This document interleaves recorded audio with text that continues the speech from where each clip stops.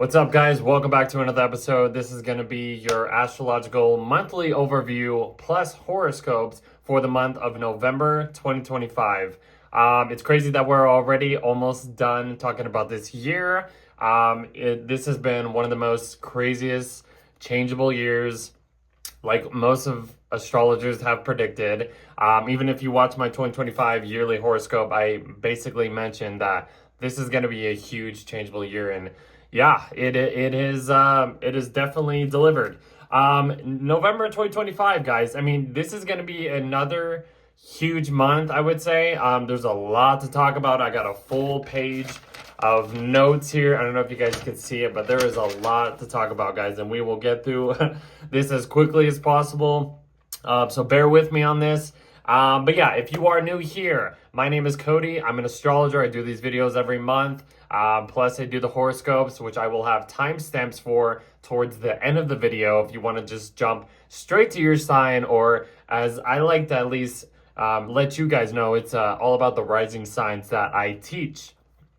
And so that's kind of like the layout of what I do. So I just want to say thank you guys for kind of just like blowing up my October 2025 horoscope video. Like, I did not expect that. It's like almost 500 views. I don't know if it's gonna get any higher than that, but it kind of blew up with the views, and I just want to get a shout out to you guys. Thank you very much for supporting the channel. It's been the best thing ever, guys. So just kind of wanted to shout out. Let's see how November goes. But yeah, so I just wanted to kind of just shout out that a lot of things. I'm just all over the place, like I'm always. But yeah, so please like, share, subscribe. If you are new here, please subscribe to the channel. Get these, join me on YouTube, join me on Patreon, get this a little earlier. Support my Patreon. It's $10 a tier if you want to just join, or you can just join for free because I do written horoscopes for every zodiacal season, if you want to call it that, every month on my Patreon. I'm on Spotify. I just kind of released my second season on Spotify, which is super exciting. I'm on a bunch of stuff, guys, so I just wanted to kind of just shout out to that. Yeah, so November is going to be a huge month, so come join. Let's build this community up. You guys are the best. It's just the best feeling, doing these videos and just kind of just seeing and seeing everything grow. It's just awesome. Thank you, guys. I just want to shout out to you guys, though. So come support the channel. Yeah, it's fun. It's cool. So let's get into the main transits. There's a lot of transits happening, guys. Like I said, my page I wrote down for November is huge. So Mars is going into the sign of Sagittarius, like right at the beginning of the month. It's leaving Scorpio. And then right after that, we have a full moon in Taurus. And then Venus is leaving Libra and going into Scorpio, which that's her sign of detriment, but we'll get more into that. And then Uranus goes back into Taurus, which is a huge deal. Uranus just entered Gemini, giving us a little preview of what the next 7 to 8 years is going to look like when Uranus transits the sign of Gemini. But Uranus is going back into Taurus for unfinished business. It's going to be in Taurus from the end, like November, all the way to the end of April of 2026. So we kind of have a little bit more Uranus and Taurus for a little bit. And then after that, we have Mercury and Jupiter stationing retrograde. We'll get into that. And then Mercury will go back into the sign of Scorpio because it's stationed retrograde in Sagittarius. But then it goes back into Scorpio. And then we also have a new moon in Scorpio around the time that Mercury kind of goes back into the sign of Scorpio.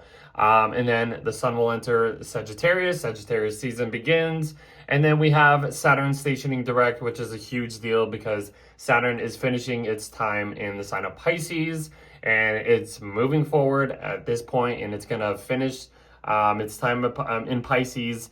Until it moves into Aries officially in around Valentine's Day of February of 2026, and then Mercury will station direct around the same time Saturn does. And then right at the end of the month, Venus goes into Sagittarius. A lot to talk about, guys, so kind of bear with me. Like I said, we'll kind of just get through this as quickly as possible. But yeah, so this is going to be your astrological monthly forecast / horoscopes for November 2025, guys. So if you want to follow me on social media, I am very active, mainly on Instagram. This is where most of my stuff I just post. I know this is a little early. You're seeing October stuff and we're talking about November, but I usually do these videos a little earlier, kind of get a little head start on, you know, all of my work. Coda for Versin. This is where I'm mainly active, so follow me on Instagram. If you want to check out the links, I have a bunch of links here. We got Patreon. Follow me on Patreon. You got YouTube. Follow me on YouTube. You got TikTok. I'm very active. I take these. I record these little clips from these videos and post it on TikTok. Very exciting. Love to shout out. Just advertise these videos and stuff like that. I also advertise my merch as well. And speaking of the merch, this is the merch website. We will get to that in just a sec. And then if you want to follow me on Facebook, that's your choice. But yeah, so if you want to go to the merch, this is going to be where you're going to go. So this is my merch website, my clothing brand, Spreadshop, Spreadshirt. This is a partnership that I've been working for the past like 4 years at this point. And it's been the best thing ever, guys. Honestly, like I keep saying, you guys are missing out. This is such a great, clothing brand. I got a bunch of other stuff. This is like the brand name, Codiverse Universe and stuff like that. I just released the Scorpio merch. So yes, we're in November. This is, we're in Scorpio season at this point.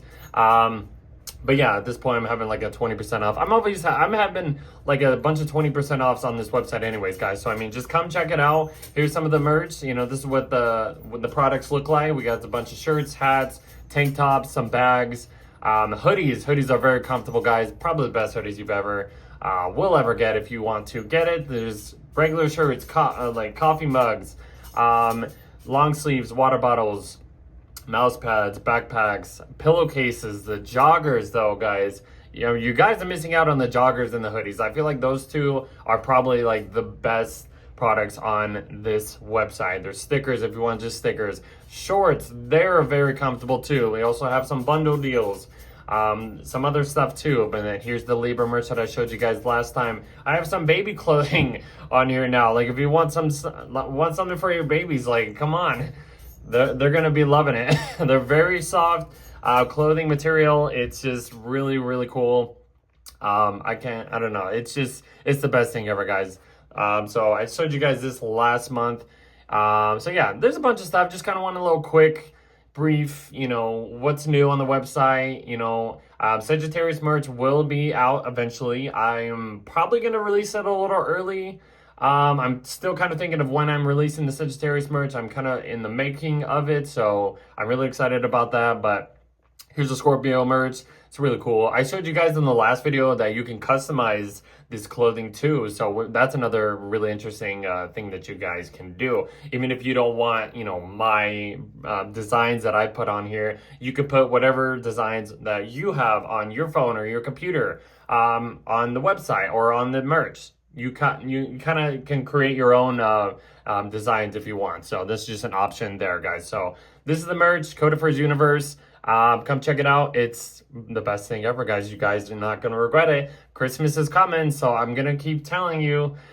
These are going to be the best Christmas gifts that you could probably ever get. There's planetary designs on here. Got Uranus and Gemini, Jupiter and Cancer, Saturn, Aries, Neptune and Aries and stuff like that. I got some, and I also do Chinese New Year every year. So I'm gonna be doing what is it next year? I think it's like the year of the horse or something. So I'll probably get that rolling on there too. But I have a bunch of zodiac sign merch from Pisces all the way to Scorpio, and then I'll eventually have Sagittarius and Capricorn, and then eventually the next Aquarius merch in the next couple months. So just kind of wanted to shout out on that. All right. So yeah, if you want to follow me, Codifer Versin on Instagram.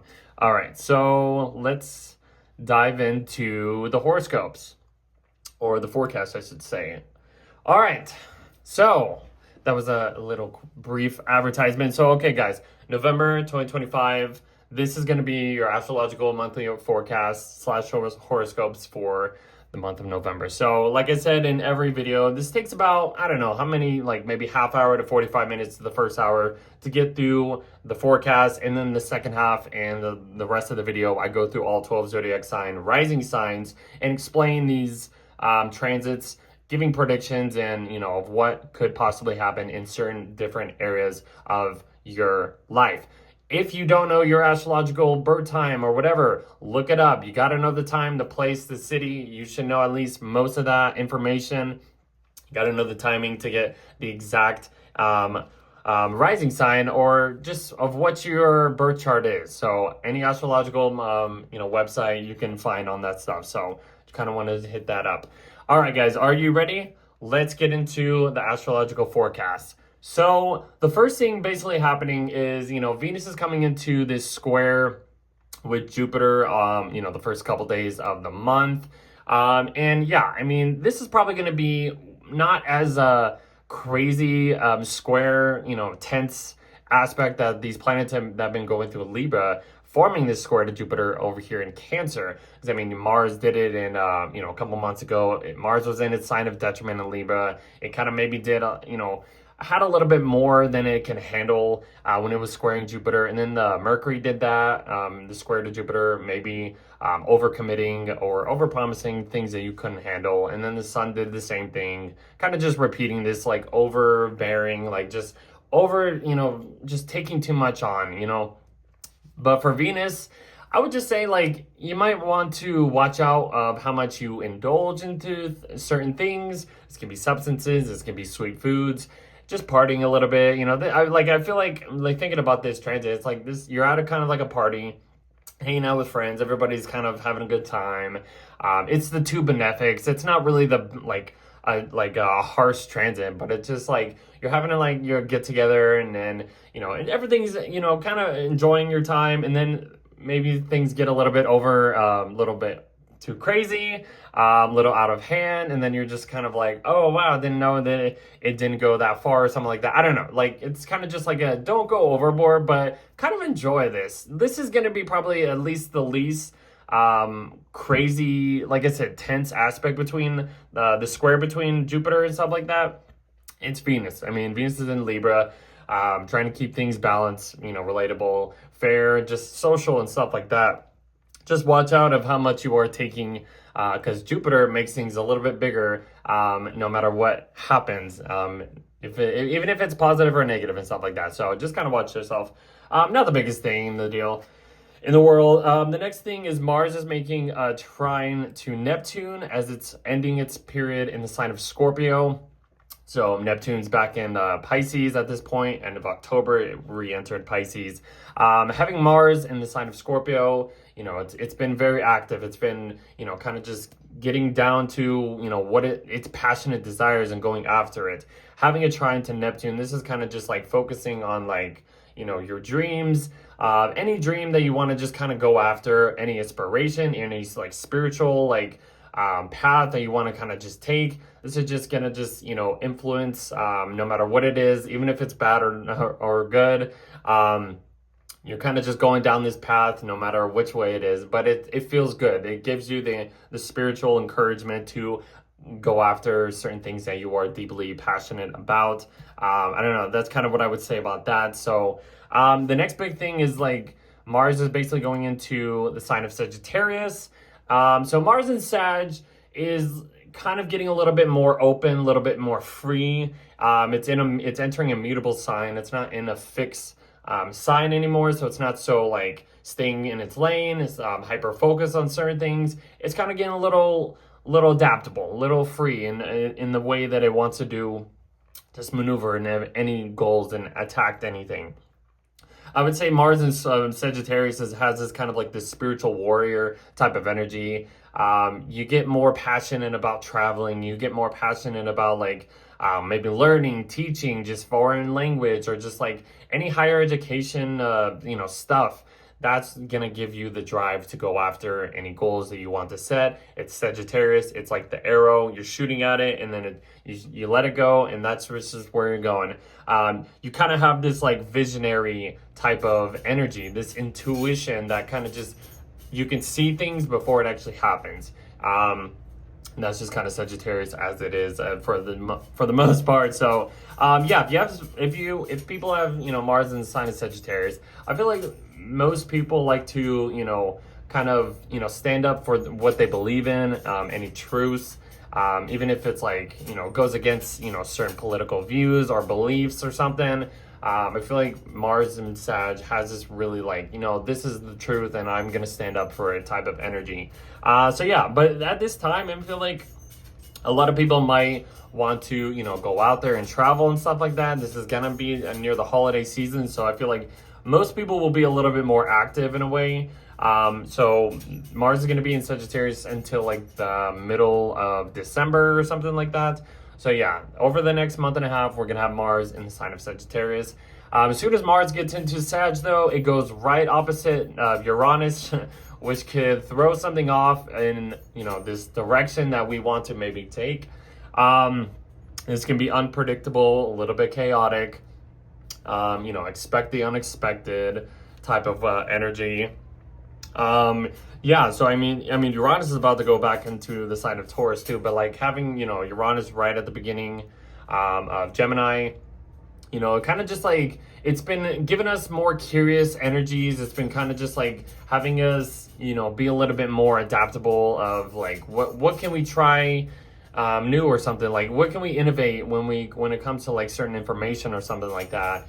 But yeah, I would just kind of just say that for the most part, this can be a little explosive in some type of way. If you kind of come into some, challenging aspects, challenging like unpredictable delays or unpredictable just situations that get thrown into your plans. Try like more innovative like outlets into, not getting so like caught up into the chaoticness, because I feel like because Sagittarius and Gemini are mutable signs, they're adaptable to certain things. So if you kind of like run into, let's just say you're on the highway and you run into traffic, you might have to find some type of detour in order to, get around that or something like that. But yeah, I would just say kind of just watch out, because this could go either way. I mean, Mars and Uranus kind of have this like impulsive, unpredictable type of energy that can go a little bit too far or farther than it needs to go. So, and Uranus is all about the shock and awe, like unpredictableness and stuff like that. So, I would just kind of watch out for that, but use this time to like be more innovative if if you are trying to like learn something or just trying to navigate, through this transit, even if you run into confrontations or something like that. I feel like there's different ways to maneuver around this type of energy. That's what I would say, at least by that. Then we kind of go up to the full moon in Taurus, which happens on the 5th, and it's going to be at, 13 degrees of Taurus. So, okay, we're at the full moon, peak point of the month. We're far away from eclipse season, so that's not really a big issue at this point. This is just a normal full moon in Taurus.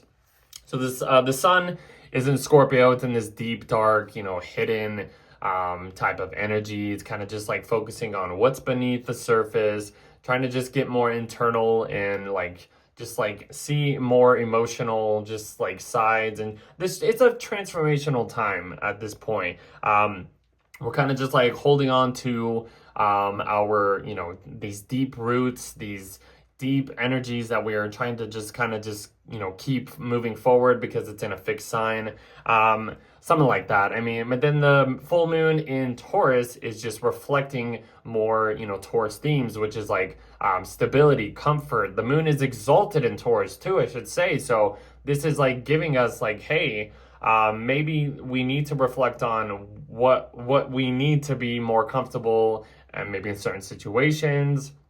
This can maybe reflect more of like our financial situations as well. I would say like kind of like, because the sun is in its, it's in Scorpio, it's in like a dark, hidden, fall type of energy and stuff like that. The moon is kind of reflecting like this spring type of energy, this warmth, this comfort that, hey, even though we are kind of going towards winter, spring is on the horizon in some type of way. So yeah, I mean, if you have to kind of balance out some financial issues or kind of look at like how you are spending or what's comfortable and how can you get a little bit more comfortable or deeper when it comes to just finding stability and security in for the most part or something like that. So I don't know. I mean, that's kind of what I've been thinking about this full moon.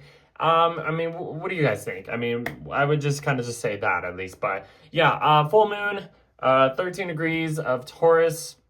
Not that bad. I mean, I wouldn't say it's kind of not really like forming any bad angles either.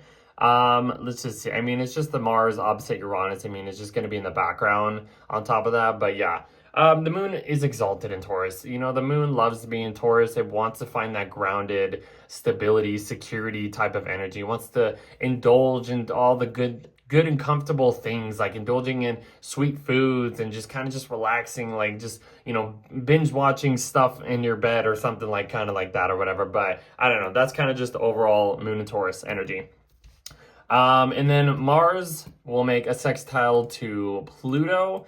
So that happens around the 6th, like right after that. So that just kind of just giving us a little bit of some type of empowerment, little gesture. Like it's not the biggest thing. It's just like a little opportunity that we can like okay, so Mars is in Sag, you know, it's in this like, you know, outgoing, adventurous type of energy. It wants to kind of just go beyond expand its horizons in some type of way. Connecting with the little sextile to Pluto and Aquarius. You know, Aquarius is kind of like that futuristic, beyond the wall type of energy. It's like in these two signs, Sagittarius and Aquarius, really have this, you know, they share this unique, you know, beyond. They kind of have like a visionary type of energy. Like they kind of can you know, see things and predict things a little bit more than, you know, they're a little bit 2 steps ahead, I should say, to the point. In a way. But just like I would just say, like, if you have any like goals or situations you want to kind of go after, maybe connecting with other people can encourage this this fiery, you know, nature, this wildfire nature, that can just light you up and kind of guide you or kind of like lift you up in some type of way, I would say. And it's going to feel good, you know.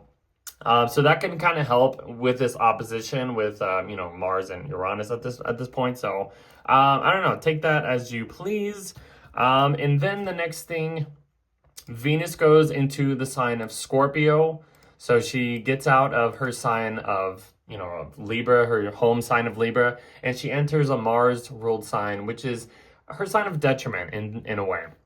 So, I mean, Venus in Scorpio kind of dives deep into this dark, you know, mysterious, watery, emotional, fixed, you know, sign of Scorpio. And, you know, Venus is kind of like as far away from like her home natural sign, because in the opposite sign of Taurus is where she finds her natural home element, or just where she likes to feel comfortable. So when she's in a opposite sign of like basically Mars ruled sign, which is Scorpio or Aries at this point, she's in her sign of detriment. So she kind of has to, you know, take on a more martial, you know, filter, I would say. Venus in Scorpio has like a more intense attractiveness, magnetic kind of vibe to it. Venus is the planet of love, relationships, what we find attractive, what we, you know, want to receive, how we just want to be a little bit playful and just kind of just enjoy little things. But when it's in the sign of Scorpio, it wants to have this deep, raw, intense connection with a partner, or just with anybody at least. And I feel like most people, maybe not all, people that have Venus and Scorpio might only connect to certain people. I wouldn't say it's so open. It's a very hidden type of energy in a way. So yeah, but yeah, Venus is, it wants to have like a soulmate. Like it wants to kind of merge two like energies, two souls together and kind of be into one. That's the kind of type of energy of Venus and Scorpio. I have Venus and Scorpio, just to put that out there. So I mean, it's like another word I like to describe Venus and Scorpio is these people are very celibate. I think that's the right word, which can basically mean, you know, we can go without pleasure for as long as possible, or just for long periods of time and stuff like that. Like Venus in Taurus, you know, wants to have all that pleasure, wants to have all that comfort and just like indulge in all that just sweet, good stuff. But when it's in Scorpio, it's kind of opposite that. It's like, you know what, we can go without pleasure. We have to be a little bit more creative in the way we kind of attract things. And it has a, like, I would say, a more strategic, behind the scenes kind of way of attracting things. Like, you don't see it too out there unless you put it out there or something like that. But I don't know, what else can I say? Like, Venus and Scorpio, it just wants to love deep. It wants to be very intimate with people. It wants to just get down, like, it just wants to have that raw connection. You know, it wants to be like down to that core connection in some type of way. I don't know. It does have a more attractive, like I said, sexual type of energy to it too. And that's just kind of it. So if there's anything else I want to like say, I'll mention.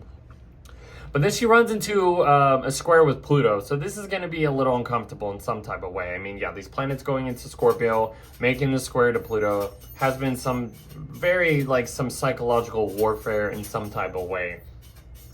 So if things feel a little bit uncomfortable with your relationships, or how you are pleasuring, or how you want to pleasure things, or what you want to value, and it just kind of rubs something the wrong way or some type of way, or maybe there's some type of, you know, shift that we need to kind of be aware of, I don't know, this could be just like anybody could like provide, or like, you know, rub you the wrong way, having some power dynamics, power struggles with relationships. Just kind of watch out. I mean, yeah, it could be a little intense in some type of way, but that'll pass. And then the next thing is Uranus is going back into the sign of Taurus. So Uranus finishes its time in Gemini for the year. It's given us like a huge, like I said, a preview of what the next 7 to 8 years is going to be like when Uranus transits the whole sign of Gemini. But then it goes back into the sign of Taurus. So Uranus has been traveling through the sign of Taurus, I think, since like 2018.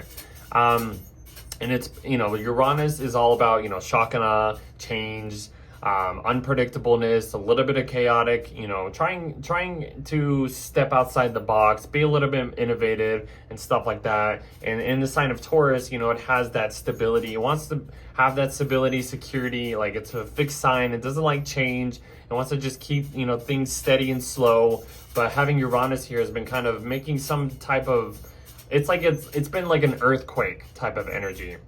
It's been on shaky ground when it comes to like Taurus themes. Like our security has been on shaky ground. Maybe our finances have been on shaky ground in some type of way. How has your finances changed in some type of way? Like this is just kind of Uranus going back to unfinished, you know, business, going back into the sign of Taurus. But like, think about what like how have you been innovated, or what inventions or new ideas did you kind of have to like step outside of the box to change some type of way of valuing something, possessing something, earning your finances? A lot, like globally, basically, it has, if you're looking at the global stance, like money has kind of been shifted in some type of way. It's been more digital, and like for the most part, the value of just anything has changed over since 2018, since Uranus has been in the sign of Taurus.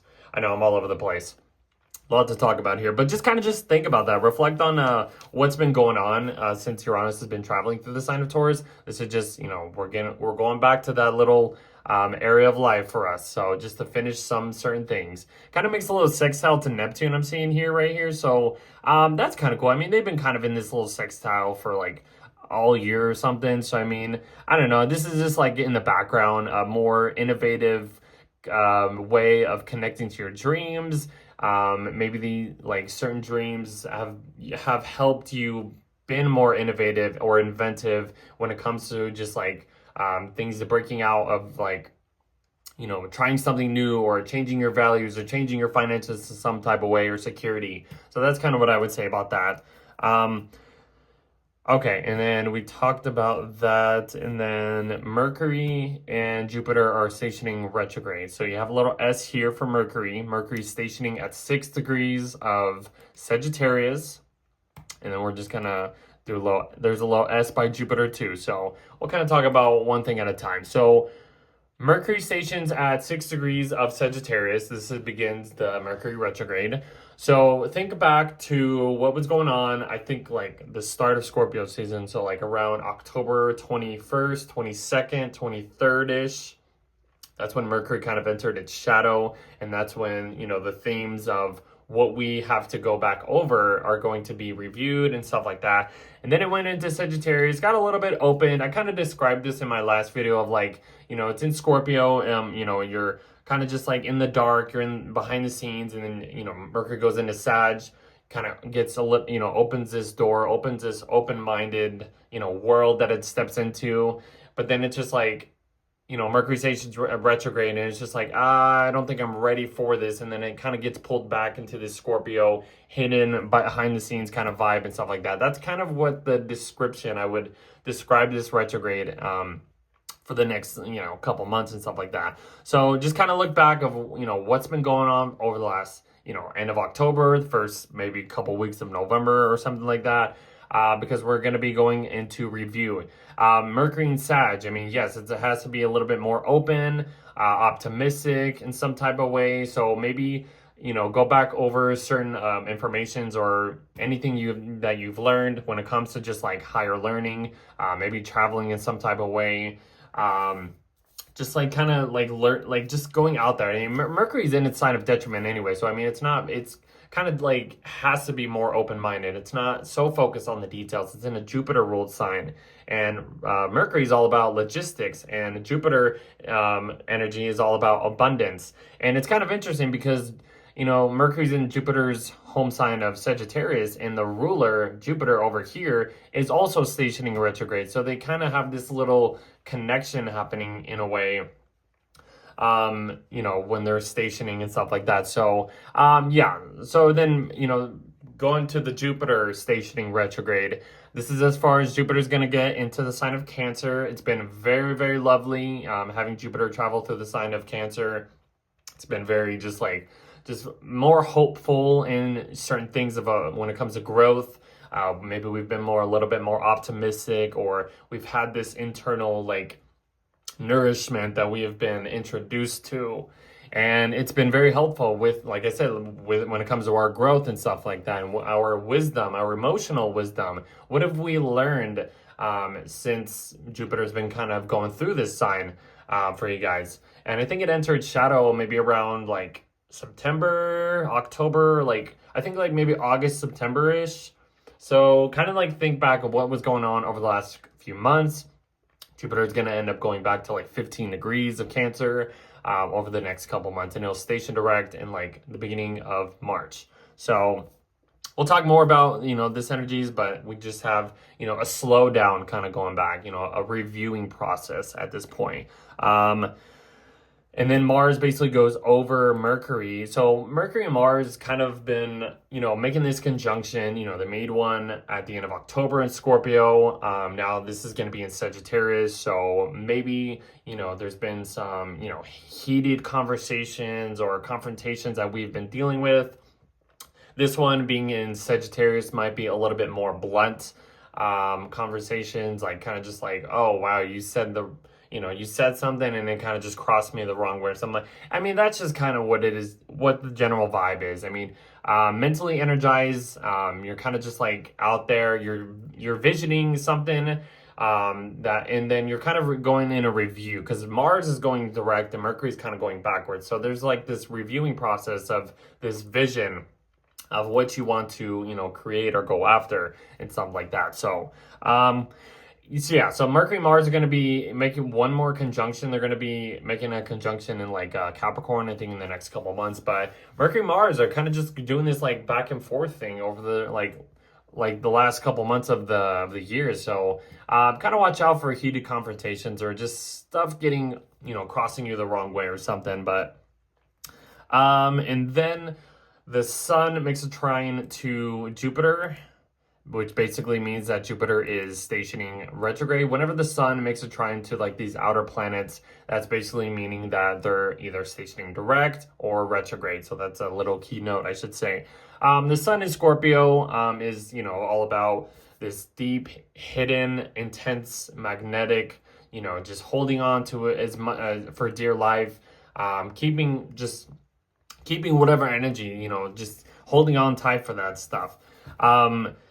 Making a trine to Jupiter in Cancer. I mean, yeah, this is just it's a water sign trine. It's very emotional. These planets going through, Scorpio, making these water trines to trine to Jupiter and then trine to Saturn and Neptune. They've been really helpful for our growth and what we are growing into, taking the right opportunity. This is just like, I feel like emotionally, getting down to the roots of what is actually going to, help us grow over time. And Jupiter in Cancer will provide more emotional, wisdom, encouragement, expansive energy and stuff like that. This can be anything. This is just like a more emotional connection when it comes to like how you are digging in, or like how, like, it's like you're understanding the roots of like this. Let's just say you're planting a garden or planting something, and you're giving the right nutrients, which is like Jupiter in Cancer, to like this deep rooted emotional side to us, or emotional side to our growth, I would say. I don't know. I was just kind of just a quick little thought about that. It could be anything though. And then the sun will eventually trine Saturn at the same time. So there's this like grand water trine happening here. So this is like really good for emotional like bonds with people, emotional growth that can help us with growth.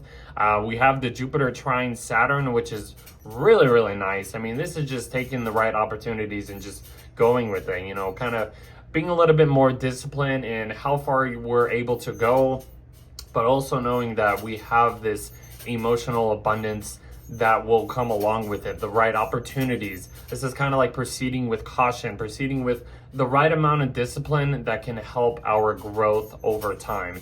And just having the sun here just right in between these two is just completing, this grand water trine. It's just very lovely. It's really, really good. I can go on and just keep repeating myself, but take advantage of that. That's really cool.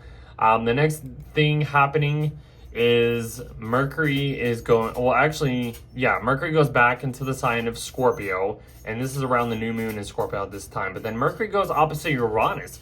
But in this time, Mercury's in Scorpio, and then it goes opposite Uranus in Taurus. So the first time Mercury was in Sag, made opposition to Uranus in Gemini. That was kind of just like scattered mind, information overload, kind of just, hearing something that, and like just your mind is just kind of, it was just overwhelming, and maybe in some type of way.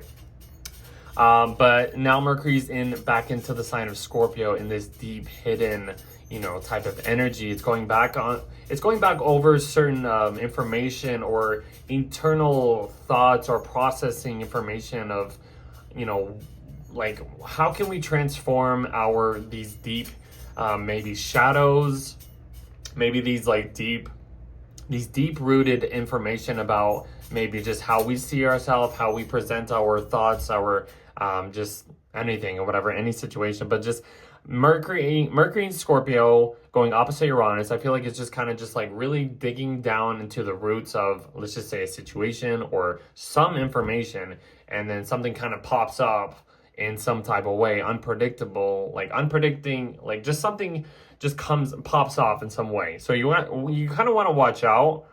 I wouldn't say it's like going to be the worst situation, but some deep rooted information, I would think, could go a little bit too far, because Mercury in Scorpio goes deep if it needs to. It's back in a fixed sign, and then Uranus is just in this Earth sign, just kind of on shaky ground, like I mentioned.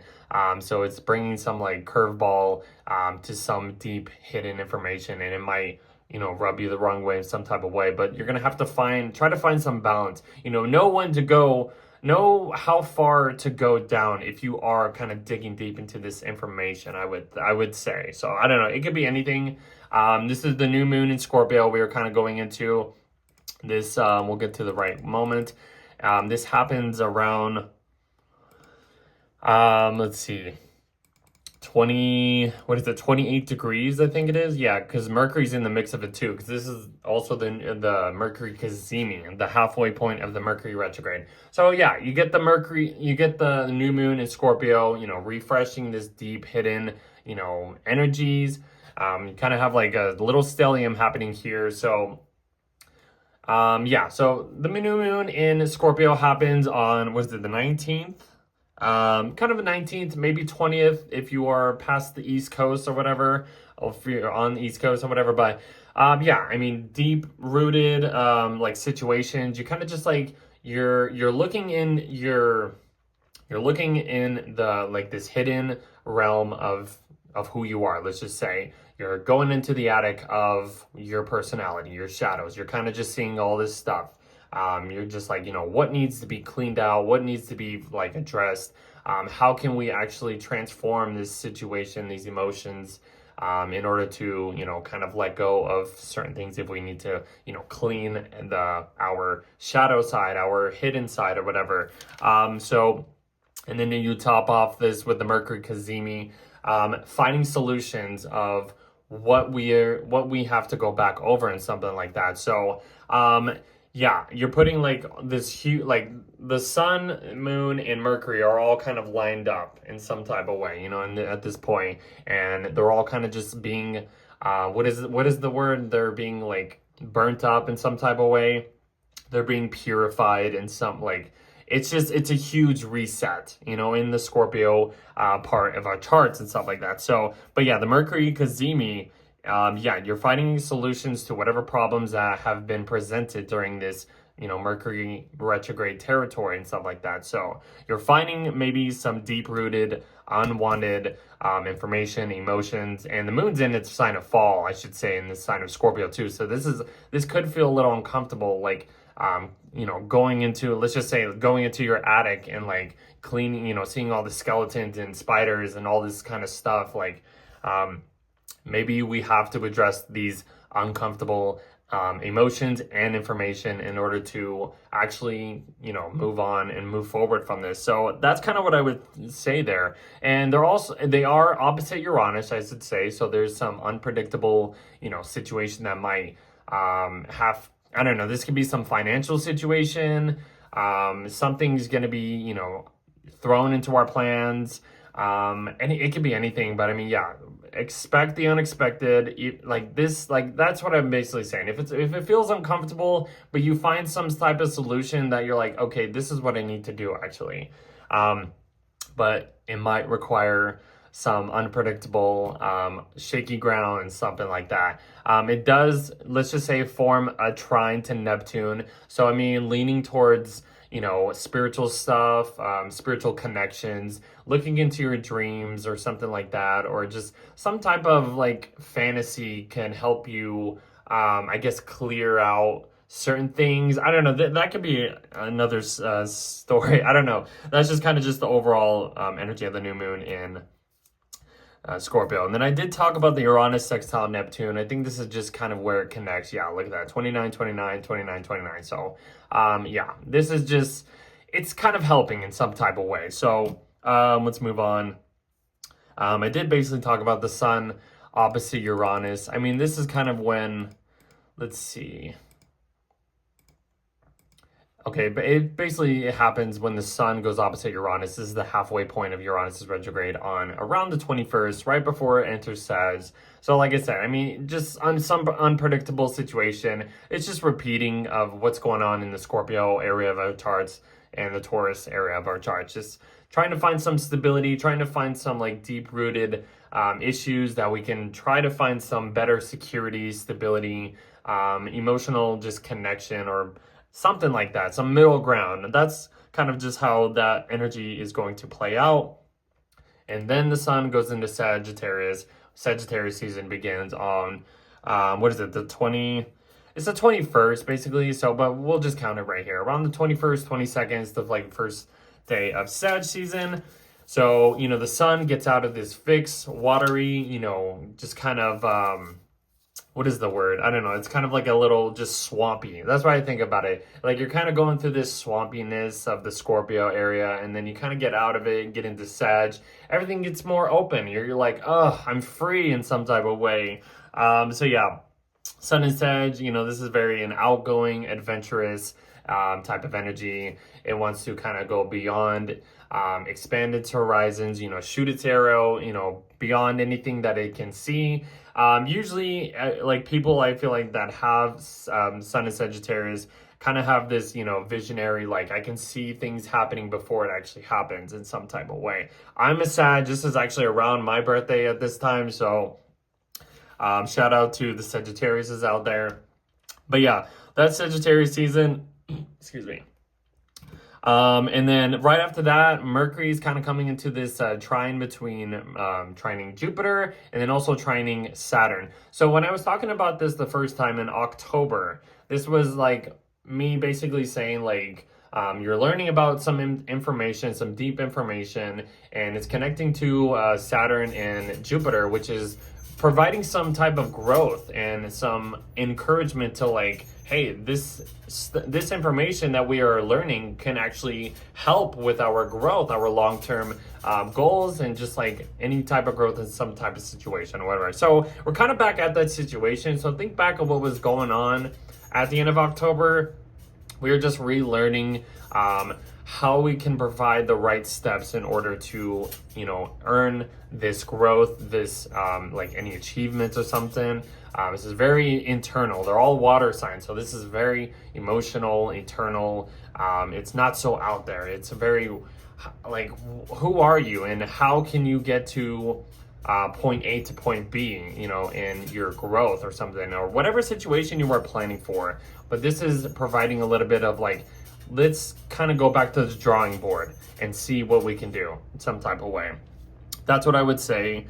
And then the Sun makes a sextile to, Pluto. The same thing Mars did. Little encouragement, a little boost of, connecting with people that can, lift, certain situations, kind of boost your, visions up in some type of way. Feeling a little bit empowered, in some type of way. Not the biggest thing, but just a little sextile. And then Venus comes over Mercury around, the 24th, 25th. The 25th is actually my birthday, so shout out to me. I'm just kidding. So Venus goes over, Mercury and Scorpio. I mean, Venus is still in her sign of detriment. Mercury's going back over certain information and something like that. So, Venus is kind of providing a little bit more ease, even if it feels a little, uncomfortable in some type of way when it comes to like connecting with people. I would say like this is like having a conversation with some type of relationships or just anybody, and just even if it feels like you're uncomfortable, like I said, it's kind of like an uncomfortable conversation, but you are kind of relating to the other person on a deep raw level, and it kind of just helps you. I would say like it kind of helps the Mercury retrograde kind of go back over like certain situations and information of, what can just soften up like any uncomfortableness in some type of way. I don't know. That's kind of what I would think. So certain conversations, you want to just go deep down into the raw connection, like the deep raw core of like certain things that can help the information you are relearning in some type of way. I don't know. I hope that makes sense. And then Venus basically goes into that trine with Saturn and Jupiter, kind of just continuing that trend. I mean, the value, the possessions, the way we are relating, it is final. This is going to give us the more of a growth, a more boost of what we are kind of growing into long term, or just having that emotional bonds with people, emotional stability, emotional just deep, this is just going to help with any long-term growth. So even if you have to do things, you have to do things in an uncomfortable way, but it actually works out more than what you probably think it is going to work out. So I don't know, it's these water trines are really nice. I'm telling you, it's really nice. I've been telling you guys for the last couple months that these water trines between Jupiter and Saturn and all the planets going through Scorpio really gives us a green light on how we are growing and connecting with just goals and stuff like that. So then Saturn stations direct, which is a huge deal. So Saturn is finally done with its retrograde. And then that's when Mercury stations retrograde or stations direct as well. So Saturn stationing direct at 25 degrees of Pisces. So this is the final run, you can just say, the last hurrah for Saturn and Pisces, because Saturn is eventually gonna finish its time and leave the sign of Pisces over this coming winter and go into the sign of Aries officially by around February 2026. It's around Valentine's Day. So yeah. If you have Saturn in Pisces natally, you're going through your Saturn return, you're finishing your Saturn return if you have Saturn in Pisces, no matter where it's at this point. Yeah, Saturn in Pisces has been really interesting, guys. I mean, it's been providing like this block of like this Piscean realm, whatever you want to call it. What responsibilities, whatever responsibilities, how have you matured? What have you had to, learn when it comes to testing your own faith, testing this process that we have been kind of going through over the last couple of years now. So, and, even if it's felt a little hard, it's Saturn in Pisces has felt very deep, melancholic, it's just been so I don't know. It's been very just deep and kind of sad in a way. I wouldn't say that bad, but just really down in the dirt. It's you're just wow, I kind of all hope is lost in some type of way, because Pisces is about, it's a Jupiter ruled sign. It's about spirituality. It's about having faith and hope and, just kind of just blending into anything that you want to blend into. And, having Saturn here has been kind of providing a block of, or a boundary of how far you are kind of going, or how is your boundaries with just any situation? How have you provided that that wall, when it comes to just anything, instead of just going out there, But yeah, Saturn is stationing direct, so it's finishing up its time in Pisces. We'll continue talking about this maybe over the next couple months. Excuse me, guys. But then Mercury stations direct too, and we're finally done with that. So we finally, Mercury gets back around 21 degrees of Scorpio. This is when it entered shadow about the end of October.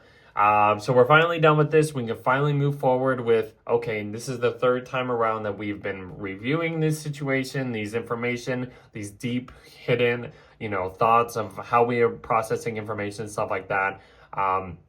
We can finally move on from this. And then Venus, and one of the last things happening is she's going into Sagittarius. So that's a little cool. I mean, she gets out of her sign of detriment. She gets into this open world, freeing type of energy. Venus and Sag can be very fun, I would think. This is a very just flirtatious, kind of wild and out type of energy, I would say. It's very fun, I would think, because it's Venus and Scorpio kind of has this fixed way of being hidden and doing things this way, and I don't want to change this way or try this or whatever. She gets into Sag, and then it's just you know what, I'm gonna just be a little bit more adventurous in what I want and have a little bit more fun and travel and just partying in some type of way.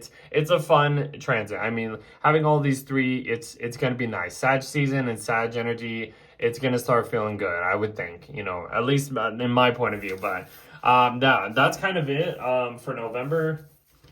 So it's an interesting month, guys. I mean, it's, yeah, we're getting towards the holiday season too. So yeah, this is, it's going to be it's an interesting month, guys. I mean, it's decent. I would say, I wouldn't say it's the worst month. We've dealt with a lot more, crazy months before. So it's not really going to be all that bad. There's a few bumps in the road, but we should be able to handle it. So if you are still here, please like, share, subscribe. Thank you for enjoying the forecast for November 2024. Yeah, no. November 2025. We are almost done with the year, and this is just crazy how it's already almost 2026, guys. So we're going to shift into the horoscopes. So let me just kind of jump into the right moment. So if you are still here, like I said, please like, share, subscribe, join the the community. So what I do for these horoscopes, I just go through all 12 signs, describing what we just talked about in different areas of life, depending on what rising sign you are. So we'll kind of jump through this, as quickly possible. A little bit of a longer overview, but there's a lot to talk about. So, all right, let's just jump into this. So actually, I need this. So, all right, so if you are, okay, ready? If you are an Aries rising, so the first thing I would say happening is Mars is going into your ninth house, so if Sagittarius. So I would think this would be a very active time for you to travel in some type of way. I would think, yeah, this would be like a really good thing to like time to travel, expand your horizons in some type of way. You kind of just go out there. If you're really passionate about learning or teaching or publishing and all that stuff, like this would be a great time to, do all that kind of stuff. So yeah, you're going to be more passionate. You're going to be probably more, a little bit more free, you want to be more free. Mars gets out of its sign of Scorpio, your ruler, enters a more, adaptable sign. So kind of just go at it, if you want to learn something, if you want to go out there, expand your horizons, this is going to be the perfect time to do this. Like, I would think so. I mean, go at it. The next big thing is we're getting to the full moon in Taurus, which basically happens around, the 4th, 5th, 6th, maybe around the 5th. So, there's a full moon in your second house. This is just kind of illuminating something that maybe you're not aware of, and you will be aware of actually at this point. And this is your financial house. This is your personal ownership, like your own wealth. Maybe there's certain things that you might have to look at when it comes to your finances, your possessions, what you want to value. The sun is over here in your 8th house of like shared resources, merging partnership monies and stuff like that. And then it's like, how do I balance? How can I provide, a balance between my, like your financial side with other people's or something like that. Trying to find that middle ground.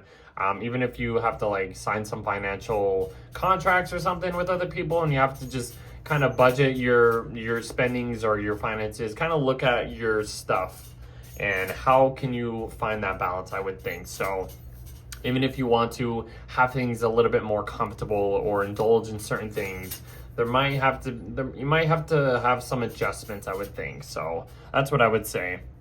And then the next thing is Venus is going into your 8th house of Scorpio. So this is just, Venus is about relationships, the way you are, provide love or receive love or just want to connect with people. She's going into a more deeper, intimate sign for you guys. So you might want to get a little bit more intimate with a partner, a little bit raw, or kind of just, just merge some type of like relationship or connection with anybody. I mean, this can help with any like financial issues or financial situations, even if it feels uncomfortable, even if you might have to like, reach out a little bit and, kind of dig a little bit deeper into like what you might need to pay off maybe some debt or just to connect with other people and merge your like some financial issues or something or situations. So yeah, that's kind of what I would say, like psychological connections, the mysterious stuff, like taboo topics might, be a little bit more of the way you want to receive, like attract certain things or in relationships, kind of get down and dirty in a way, in some type of way. Which can be any, play out in many ways. So I'm not just kind of providing that. And then Uranus basically goes back into your second house of Taurus, kind of just, reviewing some old situations, unfinished business. Maybe you have to be a little bit more innovative when it comes to your spendings, how you earn money, or what you are providing, your own security with or something like that. Maybe you have to step outside of your comfort zone. Maybe you have had to step outside of your comfort zone over the last maybe 7-8 years since Uranus has been traveling through your second house of Taurus. Reflect on that. How was your finances, your possessions, your values? How have you been more innovative when it comes to that kind of stuff, I would think. So this is just a last minute, last few months of just kind of getting a little bit more innovative, inventive in the way you want to invest in your own self, like provide more security, even if it feels a little bit shaky and you're on shaky ground. You're like, I gotta try something. I gotta do this or that or something like that. It's kind of just providing more of an outside perspective of what you can finish up when it comes to your personal wealth, I would think so. And then Mercury goes retrograde first in your ninth house. So whatever information you have been kind of been open to, kind of visioning, thinking about, kind of expanding your mind and, and your thoughts and stuff like that. Excuse me. This is going to be the time where you're going to have to backtrack certain information. Even if, certain information has felt a little overload, this is going to be the time to kind of like, okay, maybe I don't know certain things that I thought I did, and I have to kind of go back to the drawing board or relearn certain information or teachings or publishing or certain like travels, certain situations. Like, let's just say you want to go travel, but then you got to fix your transportational, like whatever your transportation is, and it's like you're gonna have to take care of this first or something like that. That's just an example. And then Jupiter stations retrograde in your fourth house. So, I mean, maybe you've been provided with a lot more comfort or security when it comes to your home life, your private life, your foundation. I would think this is a great time. It's been a great time to just receive more nourishment. How have you taken care of like your necessities, your inner world, like nurtured yourself and stuff like that?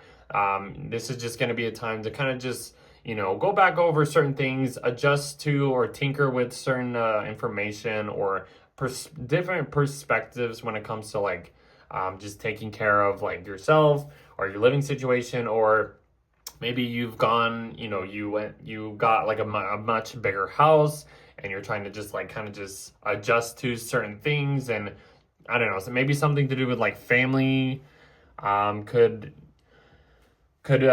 be prominent at this time. I don't know. I mean, I wouldn't say it's the biggest deal in the world. I mean, Jupiter in Cancer is exalted. It's in a great sign. So, I mean, this is just getting last minute like adjustments or tinkering up with certain things, just a reviewing of like your home life and stuff like that, trying to make it more comfortable, I would think, and how you can grow from that. I don't know, something like that. And then Mercury goes back into your, hold on, let me get this right so it doesn't go overboard. Okay, so Mercury then goes back into your 8th house, and then you also have a new moon in Scorpio happening at the same time. So you're kind of going back to the drawing board, especially when it comes to like maybe, shared resources, paying off debt. If there's anything last minute, like financial refinancing, stuff like that, that needs to be a little bit reviewed before you're able to maybe go out there and travel, let's just say, because it was in Sagittarius and now it's back into your 8th house. So this is like kind of going back over your numbers, your money, like maybe with a partner, you're trying to, adjust to certain things a certain way. And you have a new moon in Scorpio having a little bit of an extra layer of just, refreshing, kind of, clearing out this, maybe old junk and just kind of just renewing some type of, way of using shared resources or some type of, paying off some debt or kind of connecting with people and merging other, people's finances together in order to help, I don't know, any financial issues or something like that. That's kind of what I would say. And then you got the sun going into your 9th house. So the sun enters your 9th house. This is going to just put the spotlight, on this open, freeing world, like expanding your horizons in some type of way. So maybe, whatever situation you had to kind of, take care of and during the new moon in Scorpio, this is just like, okay, now I'll let this play. Now we can let it play out and I can actually, go at it in some type of way. You might just be a little bit more adventurous. You want to learn, expand your horizons, expand some higher knowledge, expand, just some perceptions of what you want to vision and stuff like that. It's a fire sign. It's going to feel good once these planets go into Sagittarius. It's going to flow really good with you. If you want to travel eventually, go at it. It's just certain things. It's going to start to flow pretty good for you guys as we get towards the end of the month. And then, let's see. And then you have Saturn stationing direct, as well as Mercury stationing direct too. So, and then Venus goes into Sag. So, I mean, Saturn going direct in your 12th house. I mean, maybe there's been some spiritual blocks, boundaries that you probably needed to be a little bit more disciplined when it comes to just connecting to certain things behind the scenes or something like that, or subconscious situations.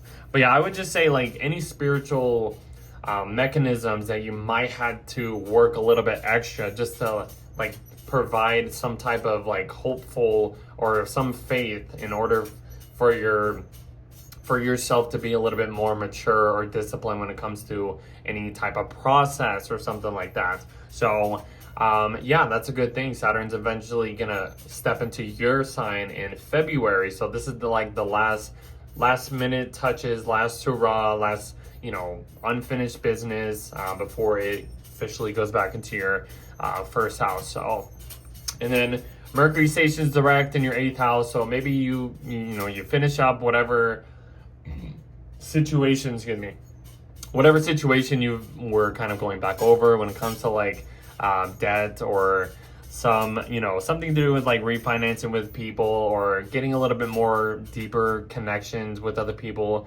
kind of just going back to the drawing board of how you can use other people's money or connect your finances with a partner and solve some financial issues or something like that. Or I don't know, I mean, some information, maybe you're trying to inherit certain situations and then you kind of, you do at this point inherit something. I don't know. It could be anything to do with like shared resources, inheritance, intimacy, taboo topics, anything to like that. You're just kind of just like, okay, now I am aware of what this, process has kind of made me go back over. I can move forward from this. So, and then Venus goes into Sag, just kind of expanding this Sagittarius 9th house, free flowing, adventurous, higher education, traveling, higher perceptions, dealing with any legal matters. I mean, you're just going to you're going to want to go out there, you're going to want to have a little bit more fun and travel and, maybe meet new people or attract foreign topics, foreign people that just feel exciting to you or something like that. It can be very exciting for you guys. And that continues into December, but that is what I got for you, Aries. We will see you in the next video.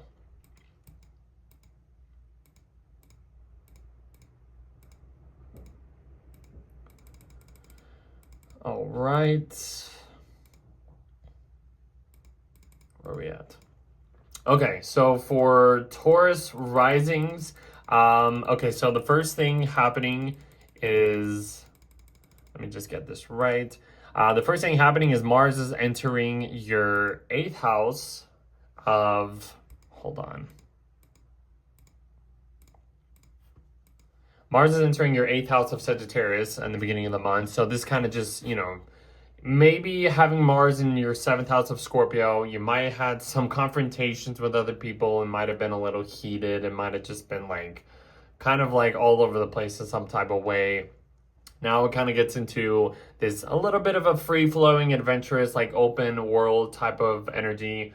But it's in your 8th house. So this is just like, your this passionate desires that you want to, go after. You might want to maybe focus on, paying off some debts in some type of way. This is a shared resources, shared finances type of house that Mars is going to be traveling through, and Mercury is going to be stationing in this house too. So, a lot of things to do with like, shared resources, psychological connections, refinancing, financial institutions, assets, joint ventures, joint goals, just joint money situations with a partner or something like that. Either, having Mars is about, cutting and stuff like that. This would be a good time to, cut some debt out. Maybe just kind of watch out for any conversations you might have with a partner or some financial contract. Maybe you have to cut something out and you have to kind of go back to the drawing board because Mercury is going to be stationing retrograde and you're like, maybe I don't need this, or maybe this information I need to learn a little bit more about before I can actually, go after it or something like that. So that's kind of like the beginning of the month happens. And then we kind of end up with this full moon in your first house of Taurus around the 5th. So we'll just have it right here. So this full moon is in your first house. So something is being lit up when it comes to who you are, your personality, your approach to life. Maybe there's something you are not being aware of, but then at this point, there's something that you might have to address when it comes to who you are, how you want to present yourself. The sun is in your 7th house of Scorpio, focusing on other people, partnerships, all that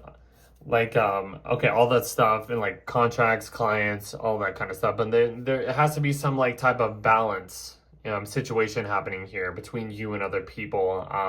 So maybe this is what you need to be aware of. Maybe there's some type of emotional,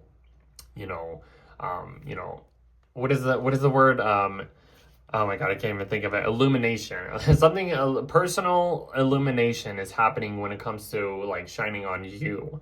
And you have to find some middle ground when it comes to balancing you and other people, or agreements or commitments and stuff like that. So that's kind of what I would think about there. So the next thing happening is Venus is going into your 7th house of Scorpio. So this is just adding a little bit more layer of, focusing on other people, relating to people in a more deep, intense type of way. You might have to get a little bit more raw and, of how you want to, connect with these people or something like that, or any contracts you might have to, maybe you want to attract and you might have to, it feels a little uncomfortable, but then, once you get down to the root of it, and if it actually is worth it, you can actually embrace it. You can actually, attract more, Venusian things, but in a more, martial way. I mean, this is your ruler in the opposite sign in your 7th house. So your ruler is kind of not in the best situation, but it's kind of like trying to connect with people in a more just deep, intense, passionate level and stuff like that. So like I said, if it feels uncomfortable, you might have to get down to the root of certain situations when it comes to contracts, just personal relationship, connections and stuff like that. So yeah, support, commitments, all that kind of stuff. So, and then Uranus goes back into your first house of Taurus. So this is, you guys had a little break with having Uranus and Gemini. So you've been kind of maybe calm and a little, stable for quite some time, maybe over the last few months, but now Uranus is back into your first house and it's probably going to shake your personal core up a little bit again. So you only have Uranus here until April of 2026. So just a few things, last minute, last hurrah, unfinished business or something like that. Maybe this needs to help you kind of shake you out of your comfort zone, or shake you out of just what you're comfortable presenting. You might have a more innovative, or you have to be more inventive in your approaches to any situation, your impressions. It can be anything. I mean, it's going to be a little shaky, but I think you'll be able to handle it. I know Tauruses don't like change and something like that, but this is like kind of shaking your personality and changing who you are and stuff like that. Kind of reflect on how this energy has, maybe changed who you are over the last 7 to 8 years. So this is just a last minute thing. It'll be all right. Nothing bad. Then Mercury and Jupiter station retrograde. So we'll go with the Mercury retrograde first. And this is when Mercury connects with Mars, or Mars passes over Mercury. So yeah, the Mercury retrograde in your 8th house. I mean, I would think, like I said, in the, for Aries rising, this is like some information that you are kind of just being overloaded with, and it's kind of hard to, grasp any information because Mercury is about details, logistics, and then it's in a Sagittarius. It's in the sign of Sagittarius, which is about, it's a Jupiter ruled sign. And Jupiter is all about abundance and expansion in some type of way. So So, once Mercury stations retrograde, it's like, okay, maybe I need to go back to the drawing board and relearn this information in order for me to actually, vision something that can shoot me farther in these plans, if there's any plans when it comes to like shared resources, joining, your finances with a partner, and how can we adjust these, certain things, certain information, certain ways of going at it, over the next couple months or whatever. So, just certain things about that, psychological connections, financial institutions. It's going to be under review. Jupiter stations retrograde in your third house. Jupiter in your third house has maybe provided a little bit more, emotional wisdom when it comes to just like connecting with, maybe people in your environment, your local area, like your neighborhood. Maybe connecting with siblings has provided a little bit more emotional growth, kind of connections and something like that. Maybe there's been a little bit more traveling in your local area and trying to just kind of expand your little perception of what's going on, or what you can do in your little local area and stuff like that. Like, I don't know. I feel like it's been kind of like this expansive energy in this like little local area for you guys. So, I mean, that's the third house. Writing projects, rituals, transportation, interaction with people, social media content, siblings, mental interests, basic education, all that kind of stuff has just been kind of provided like a more emotional nourishment and stuff like that. So you're just kind of going back over what you've been introduced to. So not the biggest thing. I mean, it's nice. It's nice. It's not the biggest deal. Let's see. Then Mercury goes back into your 7th house of, hold on. Mercury will go back into your 7th house of Scorpio. And you also have a new moon happening in your 7th house of Scorpio as well. So, Mercury going back into your 7th house, you're kind of just going back over certain situations, information that you might have been introduced to when it comes to like at the end of October-ish. When it comes to like connecting with people, renegotiating certain contracts, I would say that's a good way of explaining that. Kind of getting down to the root of, these relationships. Are these relationships good? How can these relationships help me, if I need to have like these raw, deep conversations or connections or something like that. And then adding a new moon in Scorpio. Yeah, the moon's not in its best place. It's in its sign of fall, but like I would just like continue that, like what I just said about Mercury. Like these relationships situations might feel a little bit uncomfortable, but you might have to address some type of situation here in order to like actually refresh or have these better intentions of like going at it or something, like better relationships, better contracts, better commitments, how you want to partner up, even if it feels uncomfortable, but there's like this deep raw connection that you might have to lean into in order to like release something in some type of way when it comes to other people. So that's what I would think.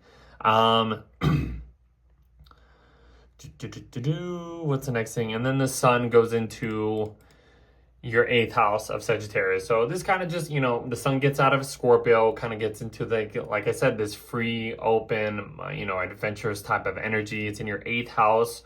So this is just kind of just getting a little bit more adaptable, a little bit more like, you're kind of like this expansive energy when it comes to, like I said, your 8th house, like, shared resources, kind of expanding that's, those topics, getting a little bit more intimate, kind of just exploring certain deeper parts of connections with a partner, or just any financial things that you want to maybe explore or expand in some type of way. That's kind of what the focus is going to be for you guys at that point.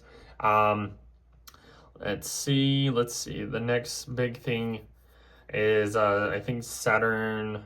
Yeah, Saturn is stationing direct in your, where we go? And then that's when Mercury is stationing direct too. So Saturn stations direct in your 11th house. So, whatever, this is the final like stretch of Saturn in Pisces too as well. So whatever, ways of disciplining yourself when it comes to just like, building like long-term goals, lifelong goals, even if there's been boundaries, blocks, some type of like I don't know, just some type of thing, something that's just been blocking maybe certain opportunities for you that you needed to like really work hard in order to earn this stuff. And you'll end up earning something once Saturn leaves, because that's usually what happens when Saturn leaves the sign. It kind of leaves a little gift of what you have earned, what you've put in the effort to do that stuff. So yeah, opportunities, something to do with like community service and like aspirations, what goals, what have you, like your lifelong dreams, but you've been kind of blocked in order to, you know, reach those goals or something like that. Something to do with like friends, like maybe you've put a lot more boundaries on certain friends or something like that. Yeah, that's kind of just what I would think about that. But this is just the final stretch. You know, it'll eventually get into your 12th house of Aries by February. So yeah, and then Mercury stations direct. So that's just kind of finishing up any situations like I've been talking about it's in your 7th house, relationships, contracts, agreements, commitments, and all that kind of stuff. So you can finally move forward from that. And then Venus, your ruler, enters a sign of Sagittarius, enters your 8th house. So it gets a little bit freer. It's not so in its sign of detriment. It can be a little bit more, you know, enjoyable in some type of way. Excuse me. Venus in the 8th house, connecting to your partners or any other people that, you know, when it comes to financial stuff, a little bit more deeper, getting down to just like exploring these financial stuff with that can give you more like inheritance from like, you know, other people or partnerships or something like that. Just kind of just like exploring this type of area. And that's kind of just like how we end the month for you guys. So we will see you in the next video.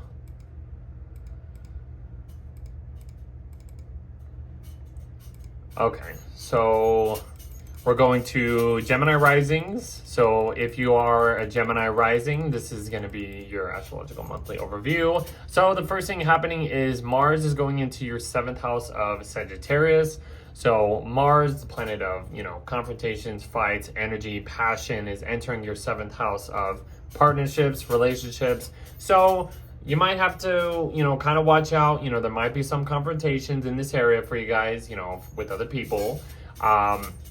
You might have this like passionate energy to find people that can match your energy, and you can be a little bit more exploratory. Is that the right word? Just kind of expand your horizons when it comes to, you know, relationships, partnering up with people, contracts in general, commitments, supporting other people, something like that. I mean, Mercury's about to station retrograde here in your ruler is about to station retrograde in your 7th house. So I mean, there's like this mental overload of like information that you might need to, you know, relearn, go back to the drawing board and understand what is being presented to you when it comes to like relationships, contracts, what you want to build with other people, and how you want to provide more support or balance between, I don't know, certain situations or whatever. And then you got a full moon happening in your 12th house here in Taurus. So the full moon is in your 12th house. This is kind of behind the scenes house. This is like shining a light in a dark area that nobody really sees, but it's kind of there. Maybe just kind of like being, you know, shown. I think I was kind of describing this like in the overview of like, you know, kind of going into the attic, and, you know, it's a dark room or the basement or something, and, you know, you're kind of just like, you're putting a flashlight and seeing what's in here and what needs to be like aware, what you need to be aware of and something like that. And it's the 12th house. This is like a spiritual house. This is about, you know, mental health as well. So maybe there needs to be some mental healing that needs to be done, and that's being illuminated within you, within your subconscious, within your hidden, you know, behind the scenes side or whatever. So yeah, maybe connecting to, you know, with doing some spiritual mechanisms can provide more, you know, healing or some type of energy that can help, make you aware of certain things.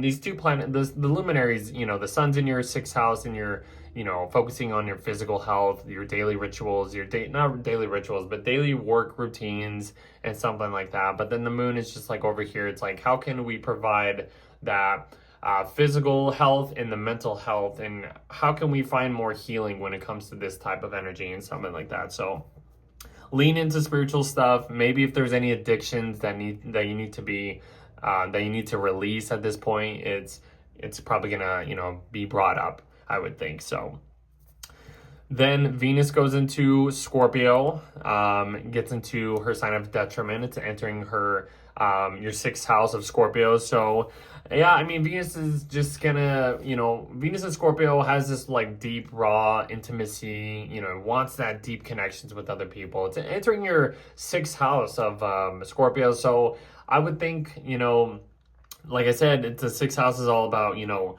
like your health house, your work, your daily routines when it comes to like what you need to provide in order to, you know, make ends meet.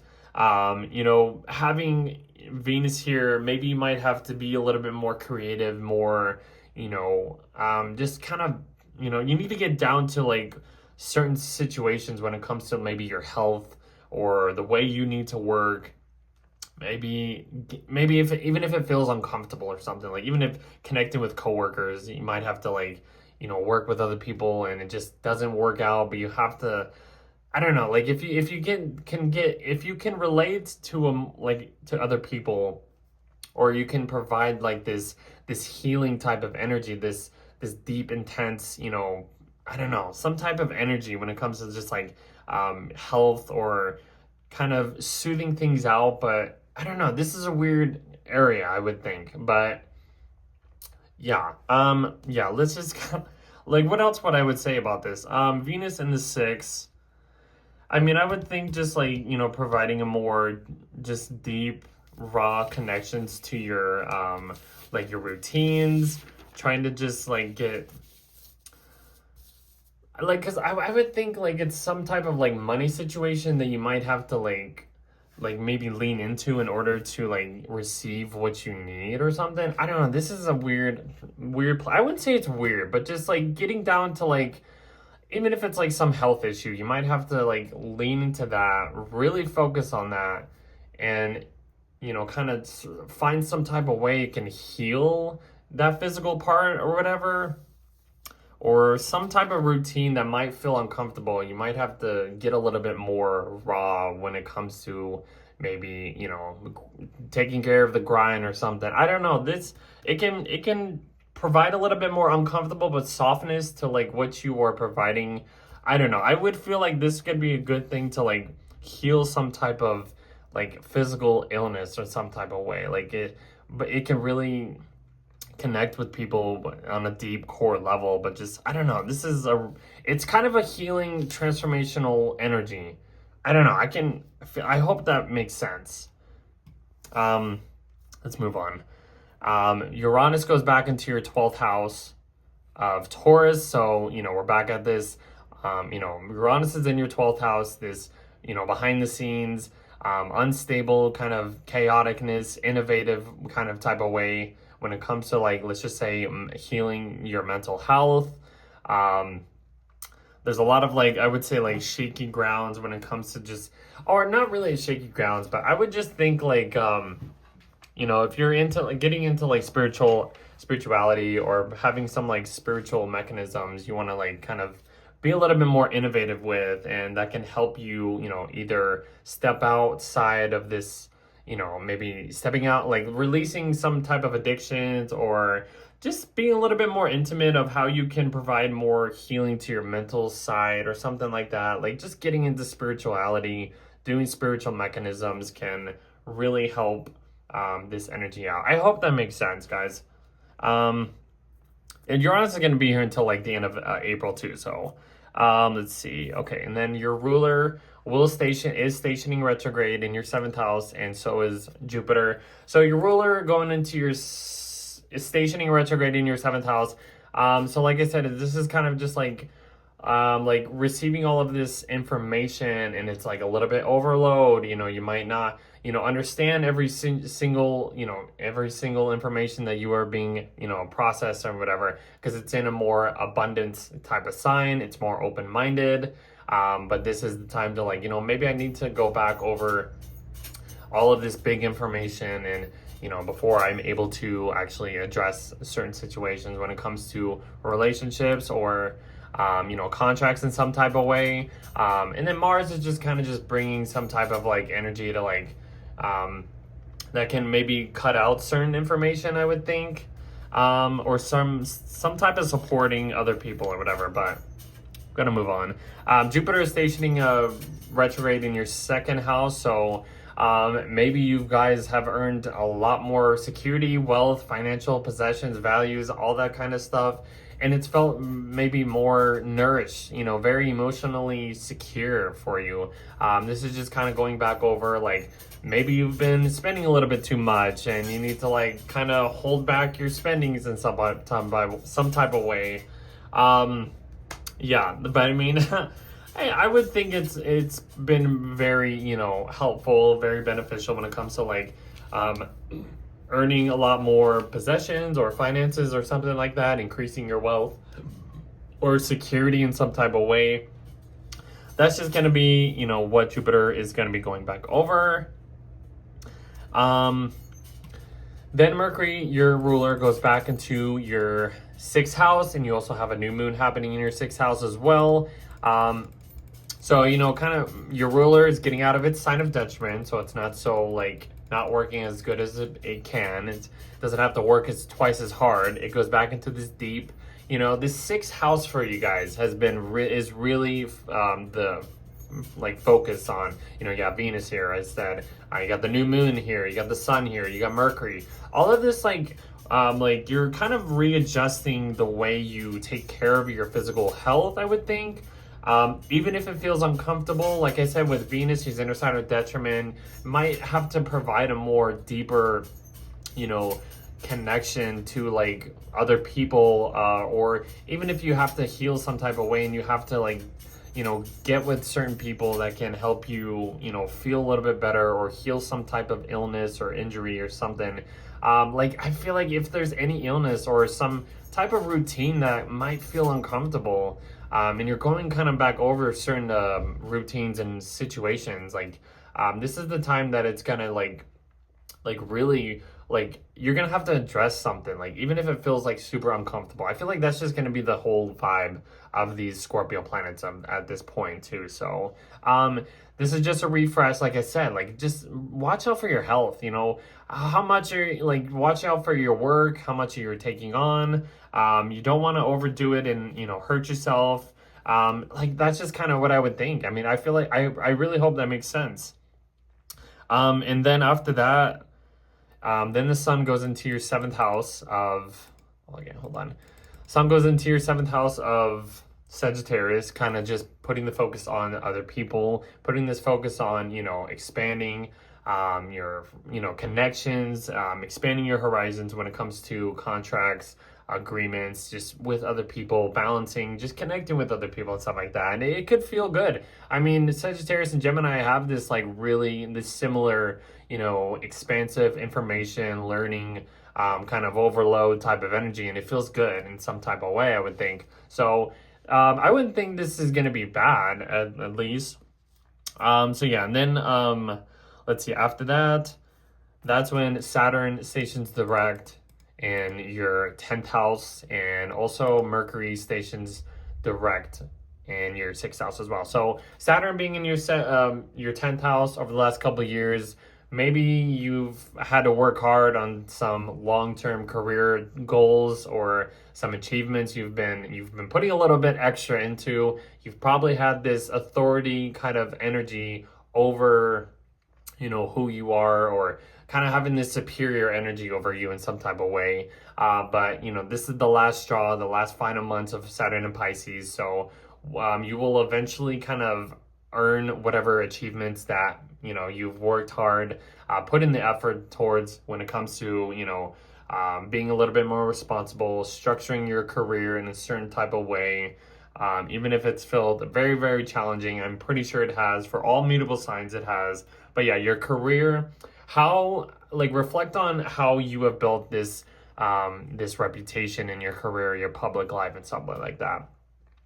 And then Mercury basically stations direct in your sixth house to kind of be like, okay, now that I've gone back over this, information when it comes to like other people and these routines and this healing process that I need to do in order for for any situation to work out and something like that. That's kind of what at this point is happening. And then Venus goes into your seventh house to just provide a little bit more, enjoyment when it comes to relationships, maybe soften up anything, just provide a little bit more fun. I wouldn't say this is going to be bad at all. Like all of this Sag energy is just going to be like lighting you up, and it's going to light you up in some type of way. So that's kind of what I really hope this made sense, guys. I really hope it made sense. I feel like it didn't, but we'll see you guys in the next video.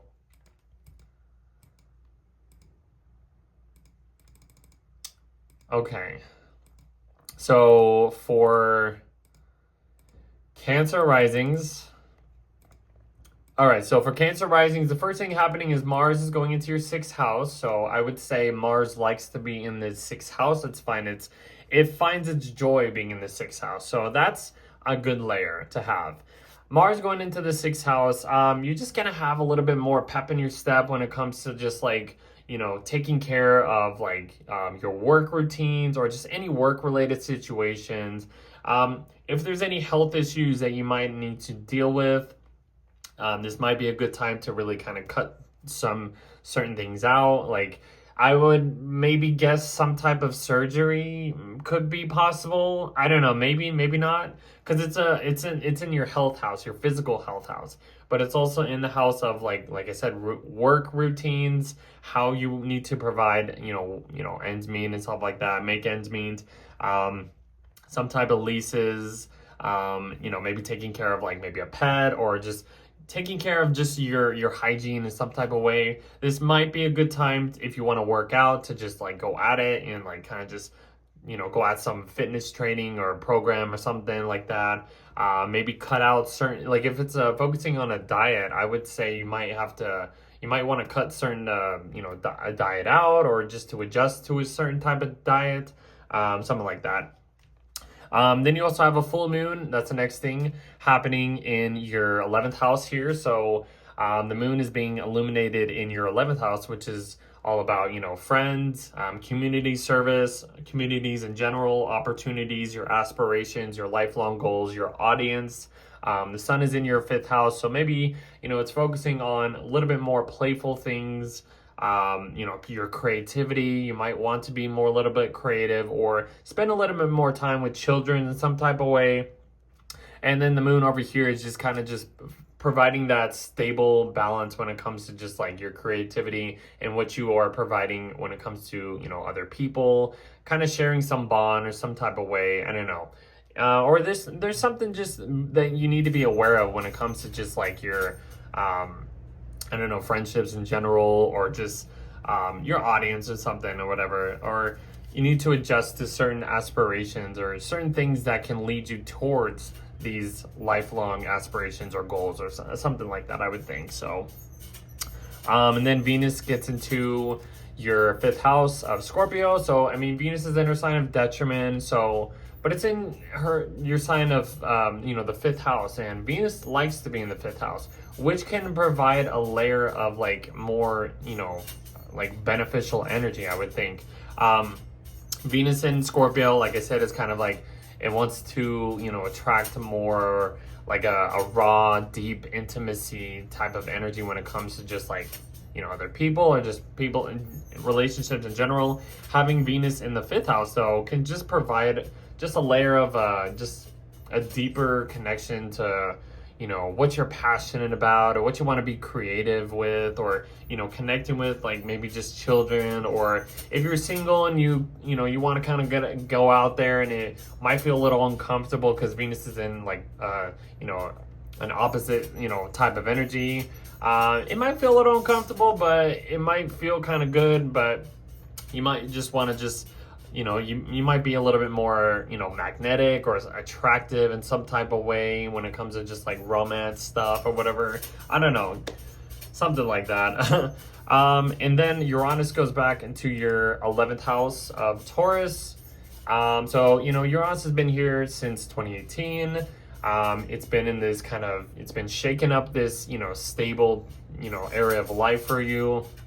But then it kind of goes back over. But think about, how have you innovated when it comes to maybe, chasing opportunities or, trying to provide, inventive ways to help your community or, spending time with friends and kind of just like doing some innovative, situations or whatever, something like that.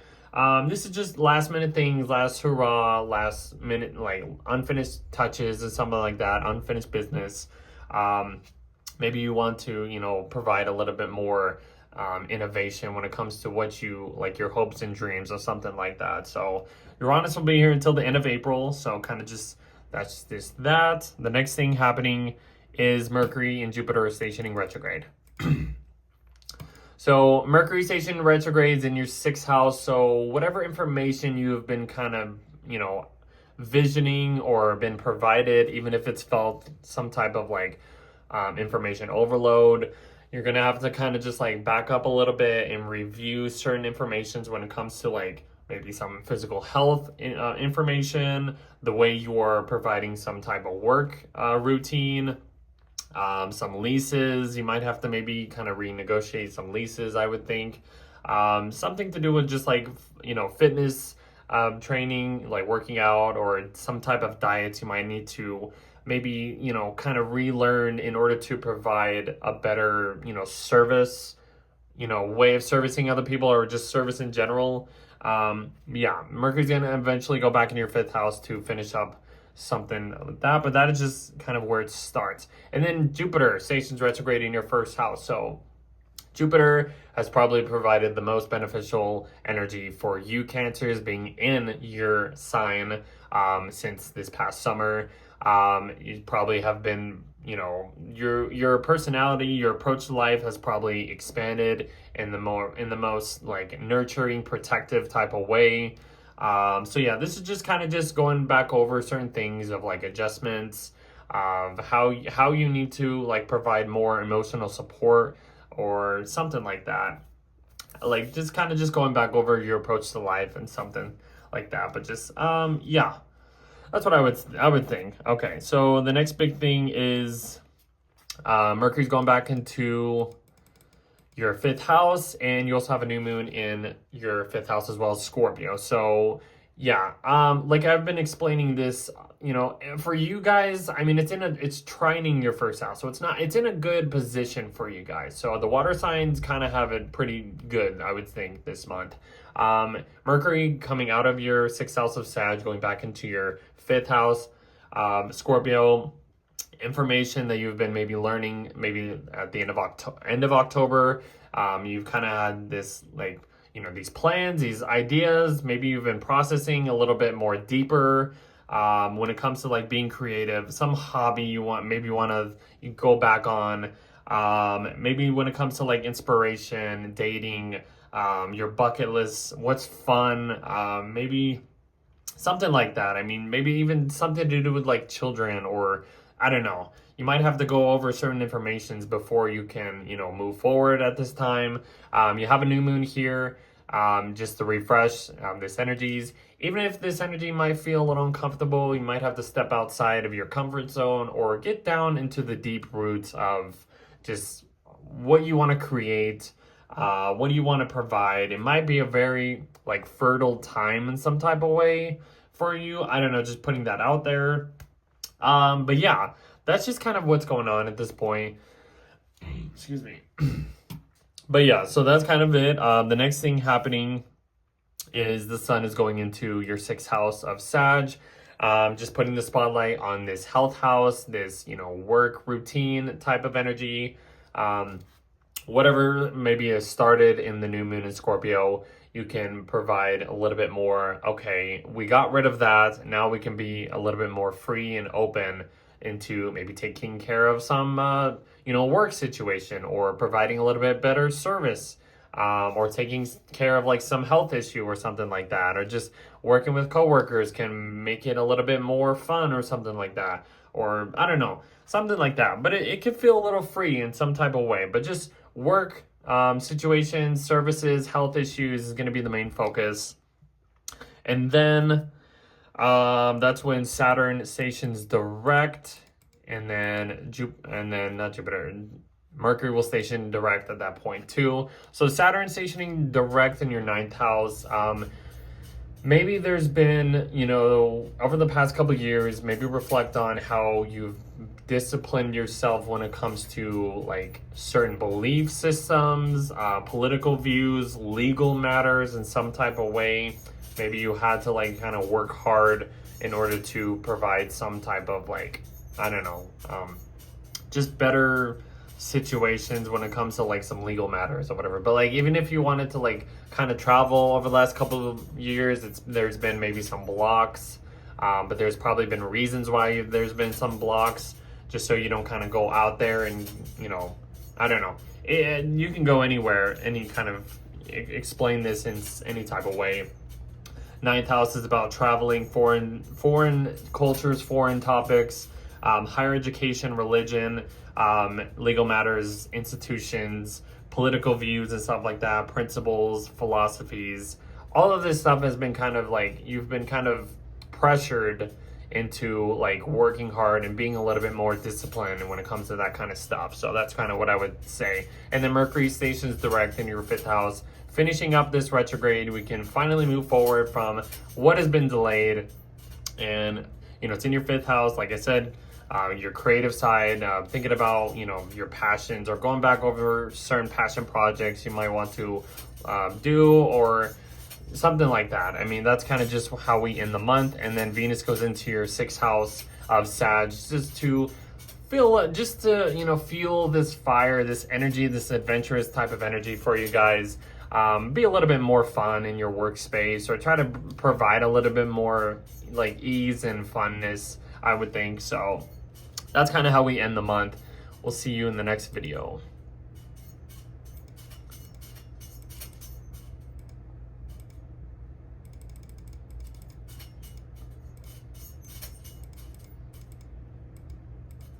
Okay, for Leo rising, so the first thing happening is Mars is going into your fifth house of Sagittarius. So that is just it's in a fire sign. It's going to be trining your first house. I think this is going to feel good for the fire signs as well. So going into your fifth house, this is going to be a little bit more fun. You're going to probably want to be a little bit more playful, or be a little bit more creative. Or if you have like some passion hobby that you want to go at and, basically do, go at it at this point. It's going to feel fun. You might have this like exploratory or expansive type of energy when you want to like hit a goal or something, when it comes to like what you're trying to create, or your creative side, or if there's any, bucket lists or situations or whatever you're inspired to do, you're gonna want to just go at it and just have a little fun and stuff like that. It can be interesting. And then Mercury's about the station retrograde, I should say, which we will get to in a sec. So, but the next thing is the full moon in your 10th house of Taurus. This is just illuminating something that you might need to be aware of when it comes to some public situation, something to do in your career. Maybe there's something you need to be addressed in your public life, or something like that. The sun is in your fourth house. Maybe you've been wanting to like kind of stay low key at home or something, or whatever, provide just more focus on just hanging out with family, spending time more at home in your private life. But then there's something that's being like lit up in this career public life that you might have to like take care of, or something like, I don't know. It can provide more stability in your career or your public life, or something like that, I would think. So I don't know. It could be anything. Structures, the way you structure your life, the way you need to be responsible, some like career skill. You might want to maybe shift or some type of way. Your public life, the role you would take. long-term goals, any of that stuff is being kind of lit up at this point. The next thing happening is Venus is going into your fourth house of Scorpio. So she's in her sign of detriment. So I mean, but it's, she's in your fourth house at this point. I would think like Venus in the fourth house, you'll want to like kind of renovate your house in a more like darker, like intimate, kind of like spooky type of way or something like that. That's what I would think at least. But just maybe relating to people relating to your family or just people you live with on a more deeper, raw connection level and stuff like that, I would think. But yeah, maybe decorate your home a little bit more, more gothic in a way, like in some type of way. I would think, I'm just kind of putting that out there. Like Venus and Scorpio has, I would say, that the more gothic type of energy anyway. So I don't know. You don't have to do that, but that's kind of the basic energy, I would think. And then Uranus gets back into your 10th house of Taurus. So Uranus has been here for, since 2018. Reflect on how, your career has been kind of shooken up, or your public life has been shooken up in some type of way. How have you been like innovative or inventive when it comes to just, trying new things out in your career or your public life, or even if things have felt a little shaky and you've had to kind of adjust to or step outside of your comfort zone in some type of way when, or just to provide like, I guess the best solution in your, maybe a career, your responsibilities, how you are structuring your life, something like that. It could be anything. And then Mercury and Jupiter are stationing retrograde. So Mercury stations retrograde in your fifth house. So, I mean, whatever maybe information that you've been maybe like introduced to over the last, end of October, beginning of November, you're kind of have to like, you're going to have to go back to the drawing board and review this type of energy. Mercury, yeah, I mean, Mercury's in a fire sign, so it's a very passionate, very like open-mindedness and stuff like that.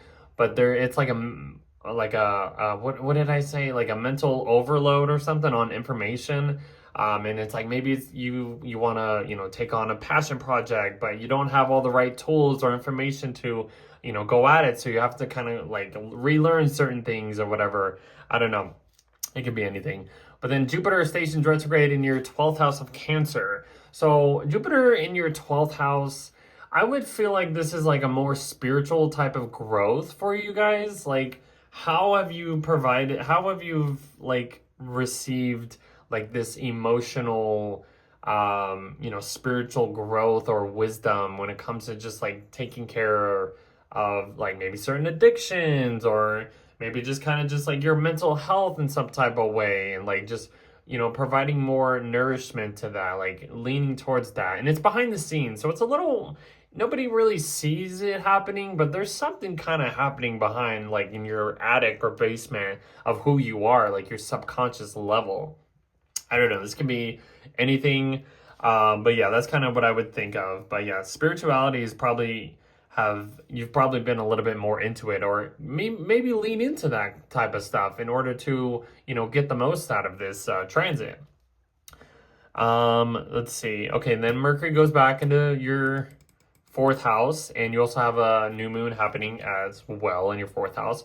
So maybe there's a little like, deep rooted, you got to get down in the roots of your living situation, or some type of family issue or something, in order to maybe go back over and really address certain things. I don't know, like there's something that like around your, like something in your like private life needs to be like addressed in some type of way, maybe released in some type of way, in order for you to move on from something. I don't know. Mercury is going back over, old situations, information, when it comes to like your living situation, your domestic life or something like that. So even if things feel a little uncomfortable in some type of way, yeah, I think you might have to, like I said, you might have to dig into that. You might have to, get a little bit uncomfortable and take care of some certain situations in your home in order for you to, move past this. And then after that, basically the sun will enter your fifth house of Sagittarius, and you can be a little bit more like, oh, this is a breath of fresh air in some type of way. You know, we got past all of that stuff. Now we can move on. That's kind of the energy I would think. It's in your fifth house, putting the spotlight on your passion projects, romance stuff, being playful, children in some type of way, hobbies, bucket lists, stuff to do with like your passions. Like that's gonna be, it's gonna fuel you back up. You're gonna feel the fire and it's gonna feel good, guys. So, and then Saturn stations direct in your 8th house, and then Mercury stations direct in your 8th house as well. Or not 8th house, your 4th house. So Saturn stationing direct in your 8th house. This is interesting because I mean, Saturn's been in your 8th house since 2023. Maybe you've had to discipline yourself when it comes to using shared resources, other people's money, partnering up with other people, or trying to get out of some type of debt in some type of way.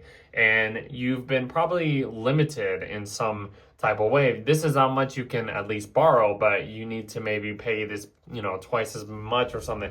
You're gonna have to like pay it off eventually.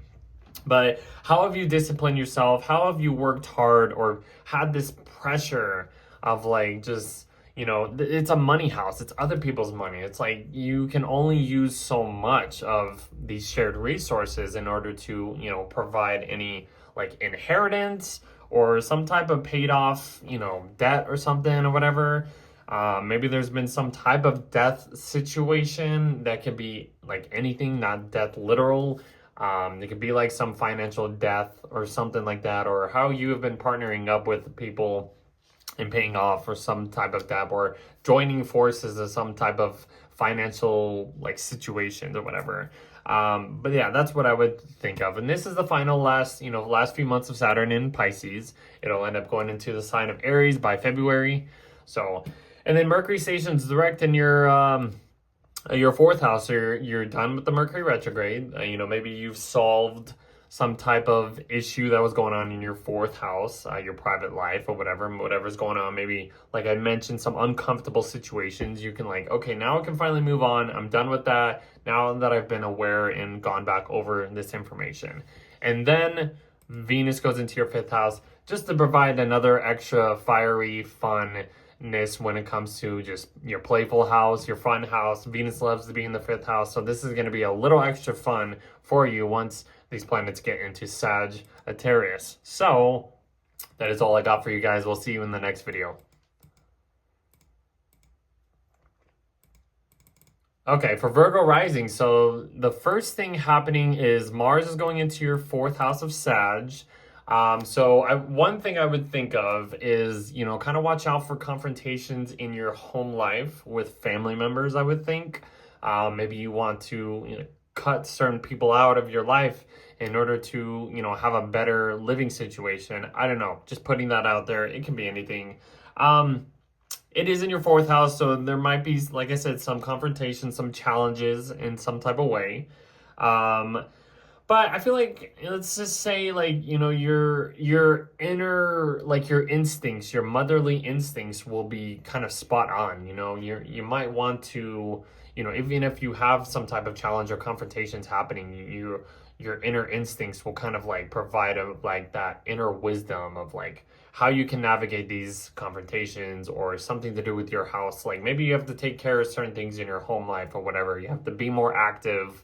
I don't know. It can be anything, but that's kind of what I would start out with.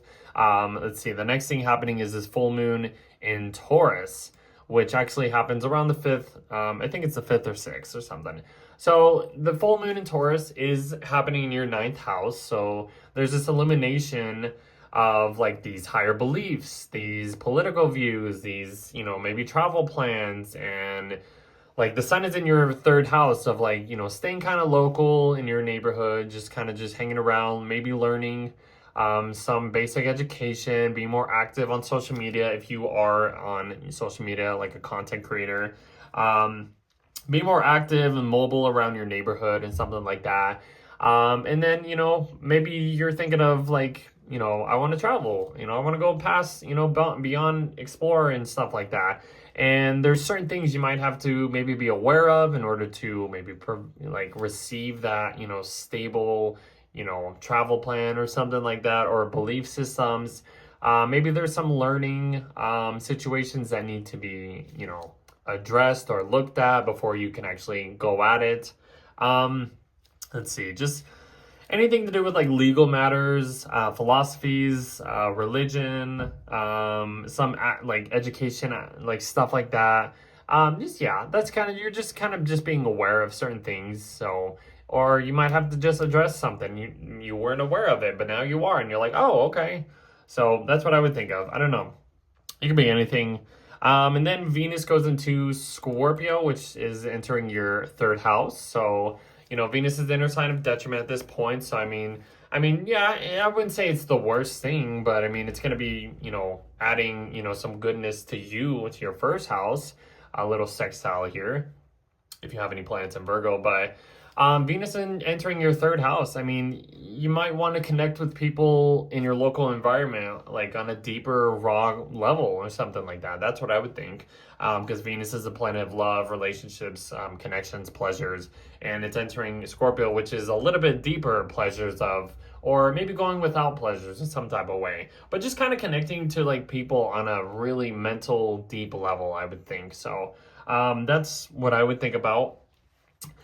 Being a little bit more social, but a more like mysterious, you know, kind of attractive type of magnetic way, I would think. I don't know. It could be anything like that. Then Uranus goes back into your ninth house of Taurus. So Uranus has been here for since what is it, 2018. So you know, this is kind of just going back over certain old situations. You know, this is in your ninth house, so this is about traveling, higher education, legal matters, principles, philosophies, religion, something like that, you know. So maybe like reflect on how you have innovated these situations, these learning, these teachings, these information that can provide more of a higher perspective on, you know, your worldview, your political views or something like that.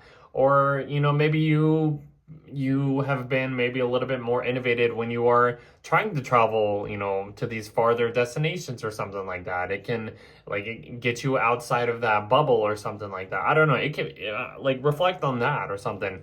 It could be anything. Hopefully that makes sense. I mean, and then Mercury, your ruler, will station retrograde in your fourth house. So, and then who else? I think it's Jupiter. Yeah, Jupiter stations retrograde as well. So, I mean, your ruler is in your fourth house of Sagittarius. It's in a sign of detriment. So it's, you know, not working at its, you know, best. It's trying to like work a little bit harder, a little bit. It has to be more open-minded and optimistic about certain things. It's in your fourth house, maybe just kind of like learning about certain informations about a living situation. Like, let's just say maybe you have to move and it's like, oh, now I have to make sure I got like, now I have to start looking around for places in order for me to find something. Or this, maybe some family situations happen and it's like, you get caught up in some type of situation. I don't know, like, but that could be an example. But or your intuition is kind of being like readjusted, reviewed. Like you're kind of finding new ways to, you know, let your gut, you know, guide you in some type of way if you are kind of in a like stuck in a situation, I would think. I don't know. Just kind of just use this time to just like readjust your perspectives on a living situation, a family situation. How you want to just like, how you use your maternal instincts. I don't know. Hopefully that makes sense. Jupiter stations retrograde in your 11th house of Cancer. So maybe you've been Jupiter. Well, first of all, Jupiter finds its joy in the 11th house. It loves to be in the 11th house, and it also loves to be in the sign of Cancer. So this is like an extra layer of just more Jupiterian beneficial energy. So this emotional nourishment, this emotional wisdom when it comes to just expanding more opportunities for you, expanding your lifelong dreams, aspirations, or any kind of goals that you have with other people. This is going to be under review. I mean, maybe you've provided more emotional nourishment when it comes to like providing more, service for your community or friends, like you're connecting with friends and something like that and finding that emotional connection and stuff like that. Like you're connecting to the right group, like it's like a group matter situation, and it's you're in the right group, and it's been probably feeling nurturing. I hope that makes sense. Okay, so the next thing happening is Mercury's going back into your third house of Scorpio, and you also have a new moon happening in Scorpio as well. So what I've been kind of talking about, like this uncomfortableness, maybe there is some uncomfortable situations happening in your local environment. Venus is in her sign of detriment, the moon's in its sign of fall, Mercury's in its, your ruler's in retrograde at this point. So there's backtracking, there's review, there's stepping outside of your comfort zone if you have to. And this is kind of telling you, hey, you might have to step out of your comfort zone in order to, get the best out of this situation. Third house, interactions, siblings, short-term trips, basic education, the way your communication style is, writing projects, social media, content, and all that stuff. Maybe there's something in your local environment or that you need to, kind of readjust in order to move forward from. And then after that, that's basically when, the sun gets into your fourth house. So there's a little bit of a freeing energy, but then there's like a focus on your living situation, and there might be some challenges happening here, possibly. Maybe some drama with family is also possible, but you're kind of moving past all this uncomfortable Scorpion energy and kind of just letting your intuition guide you forward or something like that in a way. That's kind of what I've been talking about. And then let's see, that's when Saturn stations direct. That's the next thing. And this has been a big thing for you guys too. I've been talking about this since Saturn's been traveling through your seventh house of Pisces. So this is the last straw, guys. The last few months of Saturn and Pisces. How has your relationships been? Have these relationships been for your long-term goals? Have they been sustainable in order for you to move on with certain people, certain contracts or whatever? You've been limited and have this pressure when it comes to relationships and partnerships and just, supporting other people, commitments, and just maybe something to do with like marriage situations and as well. This is the last few months that you are going to be dealing with this. They're going to be going into your, I'd say they, but Neptune and Saturn are going to be going into your 8th house of Aries by, the beginning of next year. So whatever has been sustainable, whatever has not been sustainable, I can't spit it out, is going to just provide this last minute, like, okay, here's the last test of if these people are actually good for your long term or if they're not. Because Saturn's the gatekeeper. He's the one that accepts things and denies things. So if you've been denied about certain situations or relationships, there's probably been a reason to. But how have you grown? How have these relationships grown over the last couple months, a couple years, I should say, when it comes to like the long-term Saturnian discipline, maturity situations with other people? Then your ruler stations direct in your 3rd house, which is just finishing up this, whatever's been reviewed, going back over. This is just like, it's in your 3rd house, relearning some information, relearning some communication skill or style or whatever like that you've been dealing with. So you're finally done with this. You can finally, okay, I've done the retest or whatever. Now I can actually do the test for good or something like that. And then Venus goes into your 4th house just to provide a little bit more, funness to your 4th house, maybe renovating your house a little bit more fun, doing things around with family members, or just having a little bit of just, enjoyment in some type of way. I mean, I don't think it's going to be that bad having Venus here. Decorate your house, have a little bit more fun, you know what I mean? Like, that's kind of how we end the month. Hopefully you guys like that and enjoy it. We'll see you in the next month, guys. Okay, for Libra rising. So, all right, the first thing happening is Mars is going into your third house of Sagittarius. So I would feel like you're going to be a little bit more active in your local environment.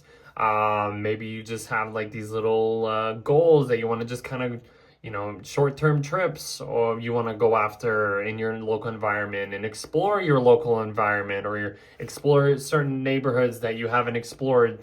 I don't know. It could be that too, or whatever. But or just kind of just having this passion to just like learn something, like some basic education, or some you're passionate about some writing project, or you start some like ritual, like some spiritual warrior ritual that gets you a little bit out there, and you're just expanding your little horizons in your local environment in some type of way. I don't know. It could be anything.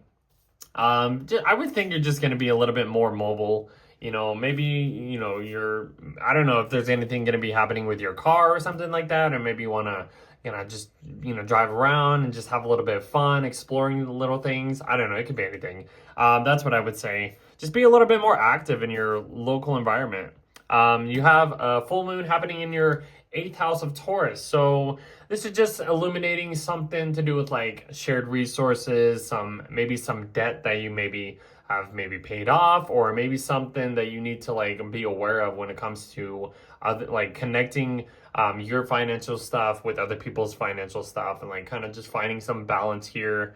The sun is in your 2nd house of Scorpio, and it's trying to focus on your own wealth. You're trying to maybe just focus on like possessions, and trying to get a little bit more deeper into your finances or investments or something in order to increase some savings, or you just want things. You might want things. You might want things that are mysterious in some type of way.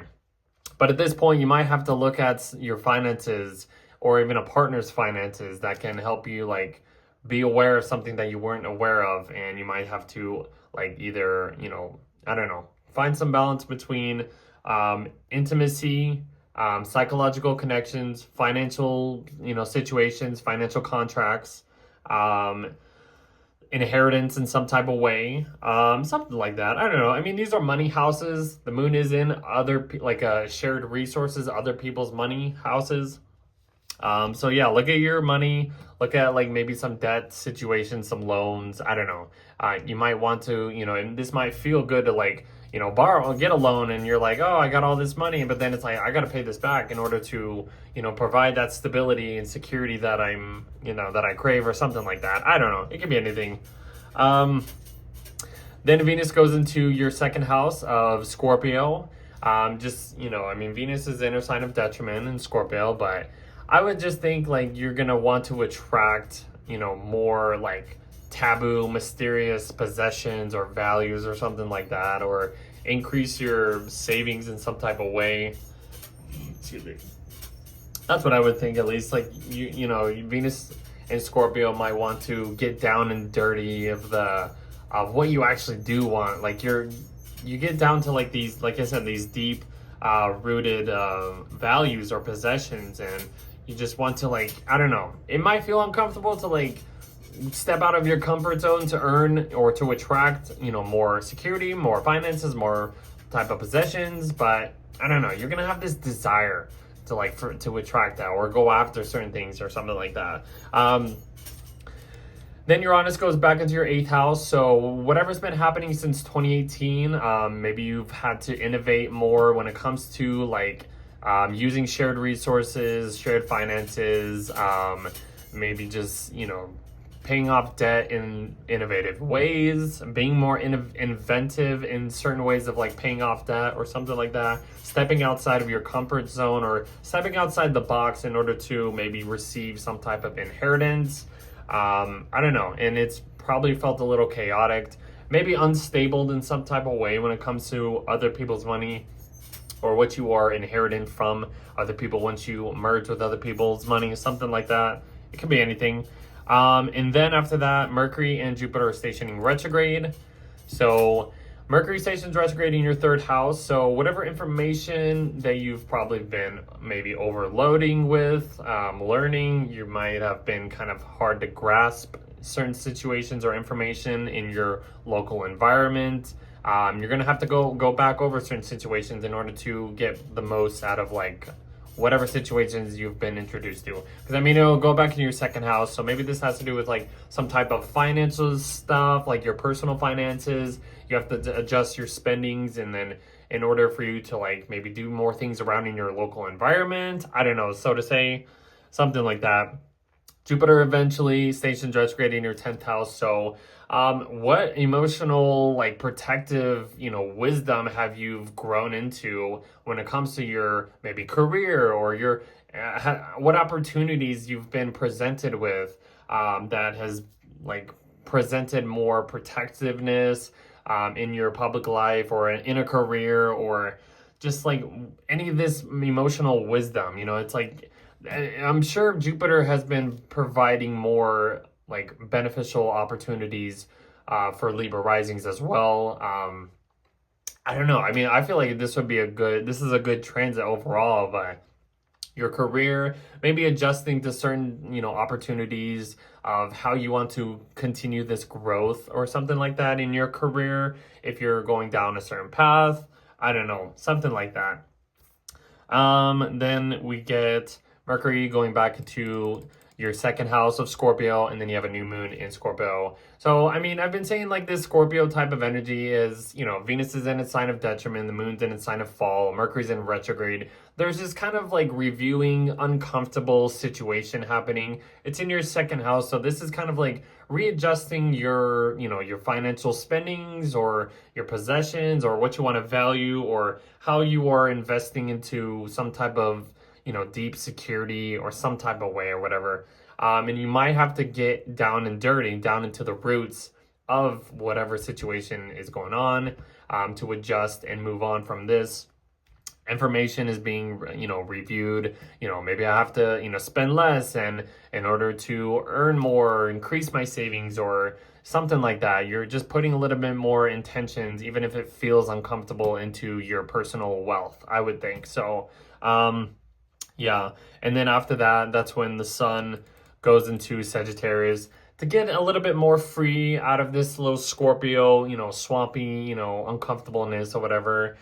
We get into your third house, just going to be focused on local stuff, doing things around your local environment, being more mobile, having a little bit more fun, maybe learning certain like information or expanding the way your communication style is, or I don't know, something like that. If you're into like writing projects or social media content, you might, want to focus on more of that kind of stuff. Just kind of have a little bit of fun in your local environment, maybe go out in your like neighborhood and meet new people or something. I don't know. It could be that could be anything. And then that's when Saturn stations direct. And then Mercury's going to station direct as well. So Saturn stations direct in your sixth house. So this like responsible pressure has been probably on top of like the way you've been working or like your way of like making ends meet. The sixth house is about, is your health house, your physical health.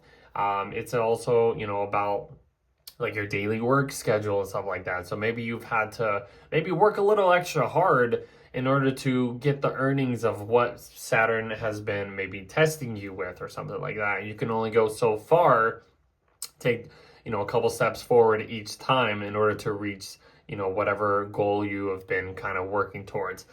Maybe your health has been a little bit, pressured into, maybe you need to, have this, like, have your health, a little bit better in order to provide, like, better services or some type of way.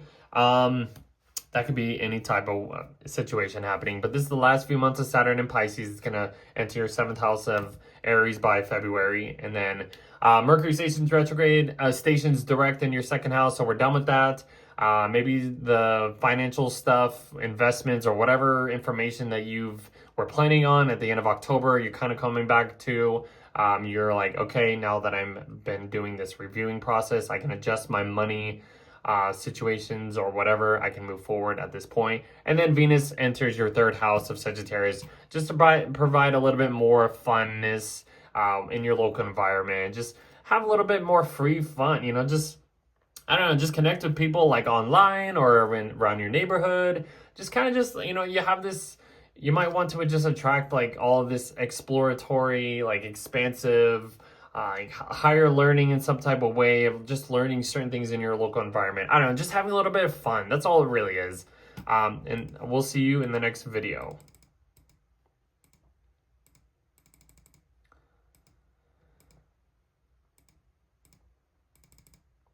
All right, for Scorpio rising, so the first thing happening is your ruler is going into your second house of Sagittarius. So, Mars going through, your first house is probably giving you a lot more energy. Maybe you've been a little bit you've been working really good.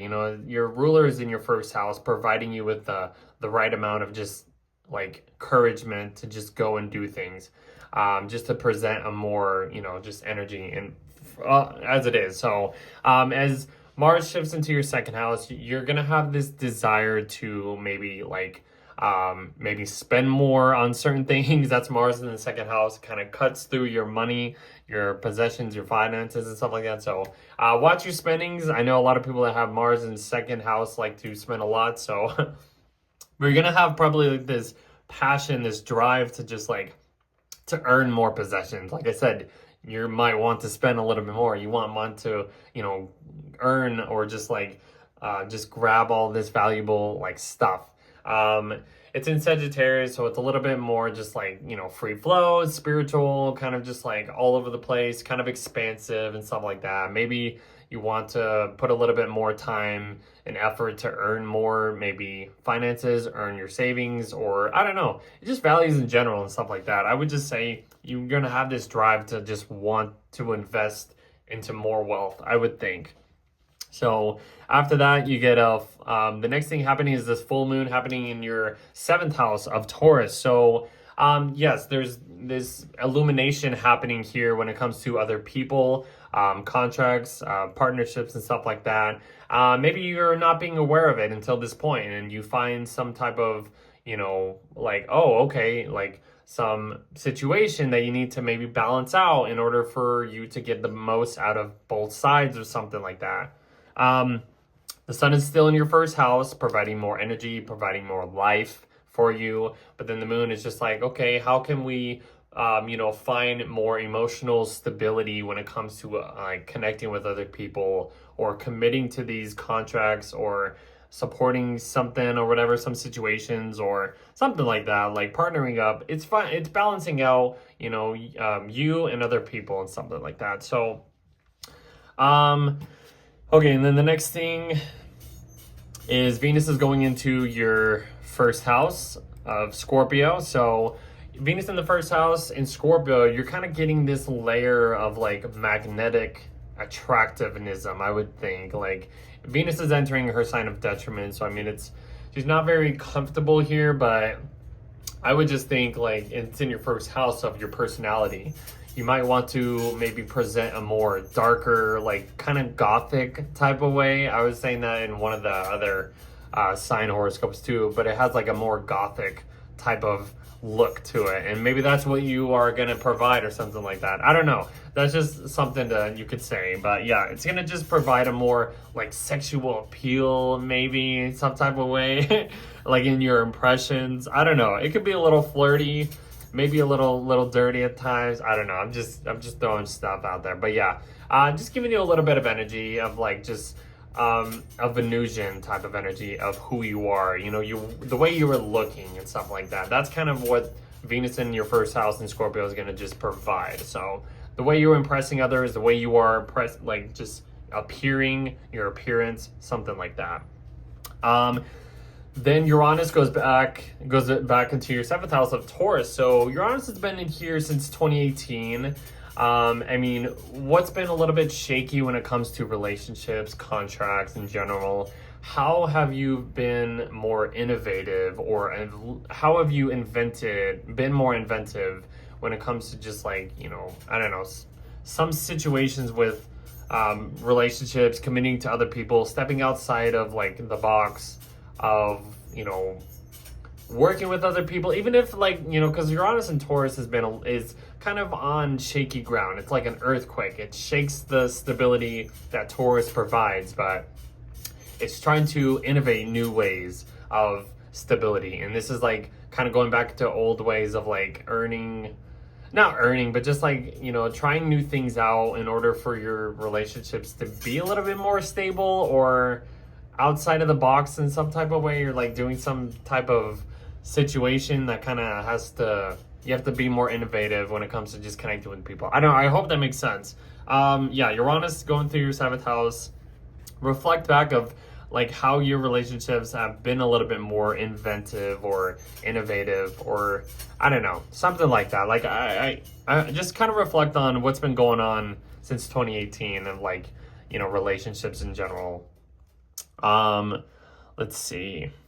Then Mercury and Jupiter will station retrograde. So Mercury stationed retrograde in your 2nd house. So maybe this like information that you are trying to maybe look at, it's been a little bit overwhelming when it comes to like, this is what you need for, you know, to earn security or to increase your finances. And you're like, how am I going to grasp all of these things and blah, blah, blah, blah, blah, something like that. But then Mercury's kind of like, okay, I'm going to have to go back over this information. Even if it has felt like I need to be a little bit more open-minded in order to receive, you know, personal wealth or, you know, invest into personal values or possessions or something. That's kind of just be, you know, the Mercury retrograde. Then it'll go back into your 1st house eventually to finish up something, but we'll get there eventually. Then Jupiter is stationing retrograde in your 9th house. So maybe you've been, you know, opened to this like your philosophies, your higher truths, or like your philosophies, your truths, just your principles, political views have been expanded in this more nourishing, protective kind of energy. Like you've been gaining possibly like this wisdom when it comes to just like just protectiveness in general, and just like expanding your horizons and like finding different places that feel good, that feel nourishing. Like you're traveling somewhere and like these places, these foreign places, like provide more, you know, protectiveness, or just, I don't know, it just like it feeds your like just it provides beneficial like places especially if you're like learning or something, like higher education courses, like if you're doing any of that kind of stuff, or you're traveling and you're learning different areas. It's been providing more beneficial like just I hope that makes sense, like beneficial like philosophies and beneficial guidance, I would think. I don't know, I hope that makes sense. But yeah, it's gonna be just reviewing these belief systems, these philosophy, these travel plans, these political views, these higher perspectives, something like that. I know, hopefully that makes sense. Then the next thing happening is Mercury's going back into your sign of Scorpio. And then you also have a new moon in Scorpio. So all these planets, you got like 4 planets in your 1st house of Scorpio. So, I mean, yeah, Venus is in her sign of detriment. It might feel a little uncomfortable in some type of way. The moon is in its sign of fall. That might feel a little uncomfortable in some type of way. Mercury's in retrograde. So you're kind of going back over information that you maybe, you know, started at the end of October. And then now you're kind of going back over like, you know, this is about you though. This is like a refreshing your personality. This is reviewing certain approaches, certain impressions of how you can, I guess, provide your presence out there into anyone you run into. Your approach to life is just probably just changing in some type of way. Even if you have to get down in the dirty, down in the roots, not down there, but just down into this uncomfortability of who you are, like internally, in order to, you know, release or transform some type of way of like you presenting your own energy or something like that. And then the sun this will pass, and then the sun goes into your 2nd house, and it's like, okay, now that we're past all this, we're a little bit more free, we're a little bit more open, we're not so in this like down in the dirts, you know, swampiness or whatever, uncomfortable. We can move on from what has been, what has been started, what has been refreshed of who you are. The sun in the second house is just focusing on your like financial stuff, personal values, possessions, all that kind of stuff. And then after that, let's see. That's when Mercury and Saturn are stationing direct. So Saturn stations direct first, and then Mercury will station direct. So Saturn in your fifth house, I mean, yeah, there's probably been a little bit more responsibility, this pressure when it comes to just like anything that's been fun. Like it's probably been blocking a lot of fun activities, I would think. But if you like have children, it's been putting a lot more responsibility on, yeah, you got to take care of your kids and stuff like that. I would think so. So yeah, like anything that's been, you know, even if you've had like a creative hobby that you've been wanting to like, you know, put a lot of energy and work into, this has probably been, you know, the story or whatever over the last couple of years and stuff like that. But Saturn is finishing its time in Pisces. It's going to eventually go into your sixth house of Aries in February. So yeah, this is just the last minute responsibilities, last minute things you might have to maybe take care of. And then Mercury stations direct in your first house. So you're kind of back to the drawing board of how you want to present yourself, the information that you've gone deep into and kind of re-looked at as something like that. And now you can move forward with a fresh mindset of, okay, now that I've done all this reviewing, now I can move forward and, you know, have a better, you know, style or something like that or whatever. Something like that. And then Venus goes into your second house just to provide an extra layer of funness. Maybe you want to attract more, you know, foreign Sagittarius things like things that are just kind of foreign and stuff like that. You're going to want to attract more wealth and financial stuff, I would think. So that could be a little bit fun, you know, kind of just increase your savings in some type of way, I would think. So we'll see you in the next video. That's it.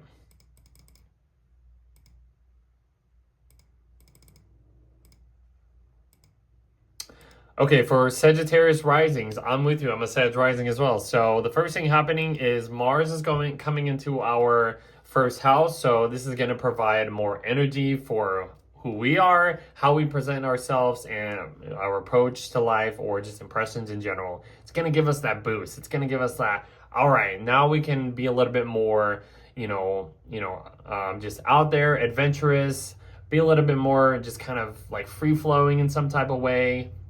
This is going to provide more energy of who we are, and we are going to love this because these planets are coming into our sign. So this is like speaking our language, and we can get our fire lit up again. So that's the exciting part about this time of year. So yeah, that's the first thing happening. And then we also have a full moon happening in our sixth house in Taurus. So, I mean, it's in our sixth house. This is going to be like, this is the house of like our physical health, our work routines, like leases, something to do with like our wellness, our like if there's any fitness training situations that we want to go after in order to get the more healthy, beneficial lifestyle, I would think.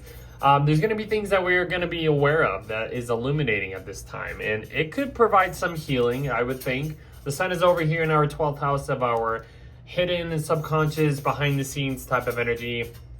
Maybe trying to provide a little more mental healing for our, mental health or something like that. Or just kind of just doing things behind the scenes that nobody really knows what's going on, but we're kind of just ending a cycle in some type of way, because the sun will eventually get into our first house of Sagittarius by the end of the month.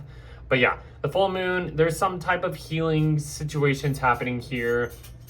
Maybe there's, maybe there's some type of, health issue that we need to be aware of. And this will provide, more awareness that can provide more stability and comfort in order to, move on from this. So in order to have like a better, I would think, way of servicing ourselves and other people. So the next thing happening is Venus is going into our 12th house of Scorpio. So Venus is entering her sign of detriment, but I mean that's not the worst situation. I mean it's kind of just getting a little bit more deeper in like raw with it when it comes to like the relationships that we are connecting to. We want to have that deep, intimate, kind of bond with something. We want to like intertwine our like souls with somebody, and this is in our 12th house. So I mean maybe stay a little low key on certain situations when it comes to just relationships, or just kind of just like having this like passion or desire for just more spiritual stuff. And I don't know, just kind of just, doing things behind the scenes that nobody really sees, but we're going to have like this spiritual desire to like attract more like maybe spiritual people or something like that, or spiritual relationships. I don't know. It could be anything like that. And I feel like it can provide a little bit more healing type of energy, or softening up anything that actually feels raw. But we'll continue to talk about this as we go on. And then Uranus goes back into our 6th house of Taurus. So Uranus has been here for since 2018, I believe. And kind of look at, like, reflect on how much we've had to innovate when it comes to providing service or finding some type of stability when it comes to just like I don't know, just our work in general. Like our work life has probably felt a little chaotic, I would think.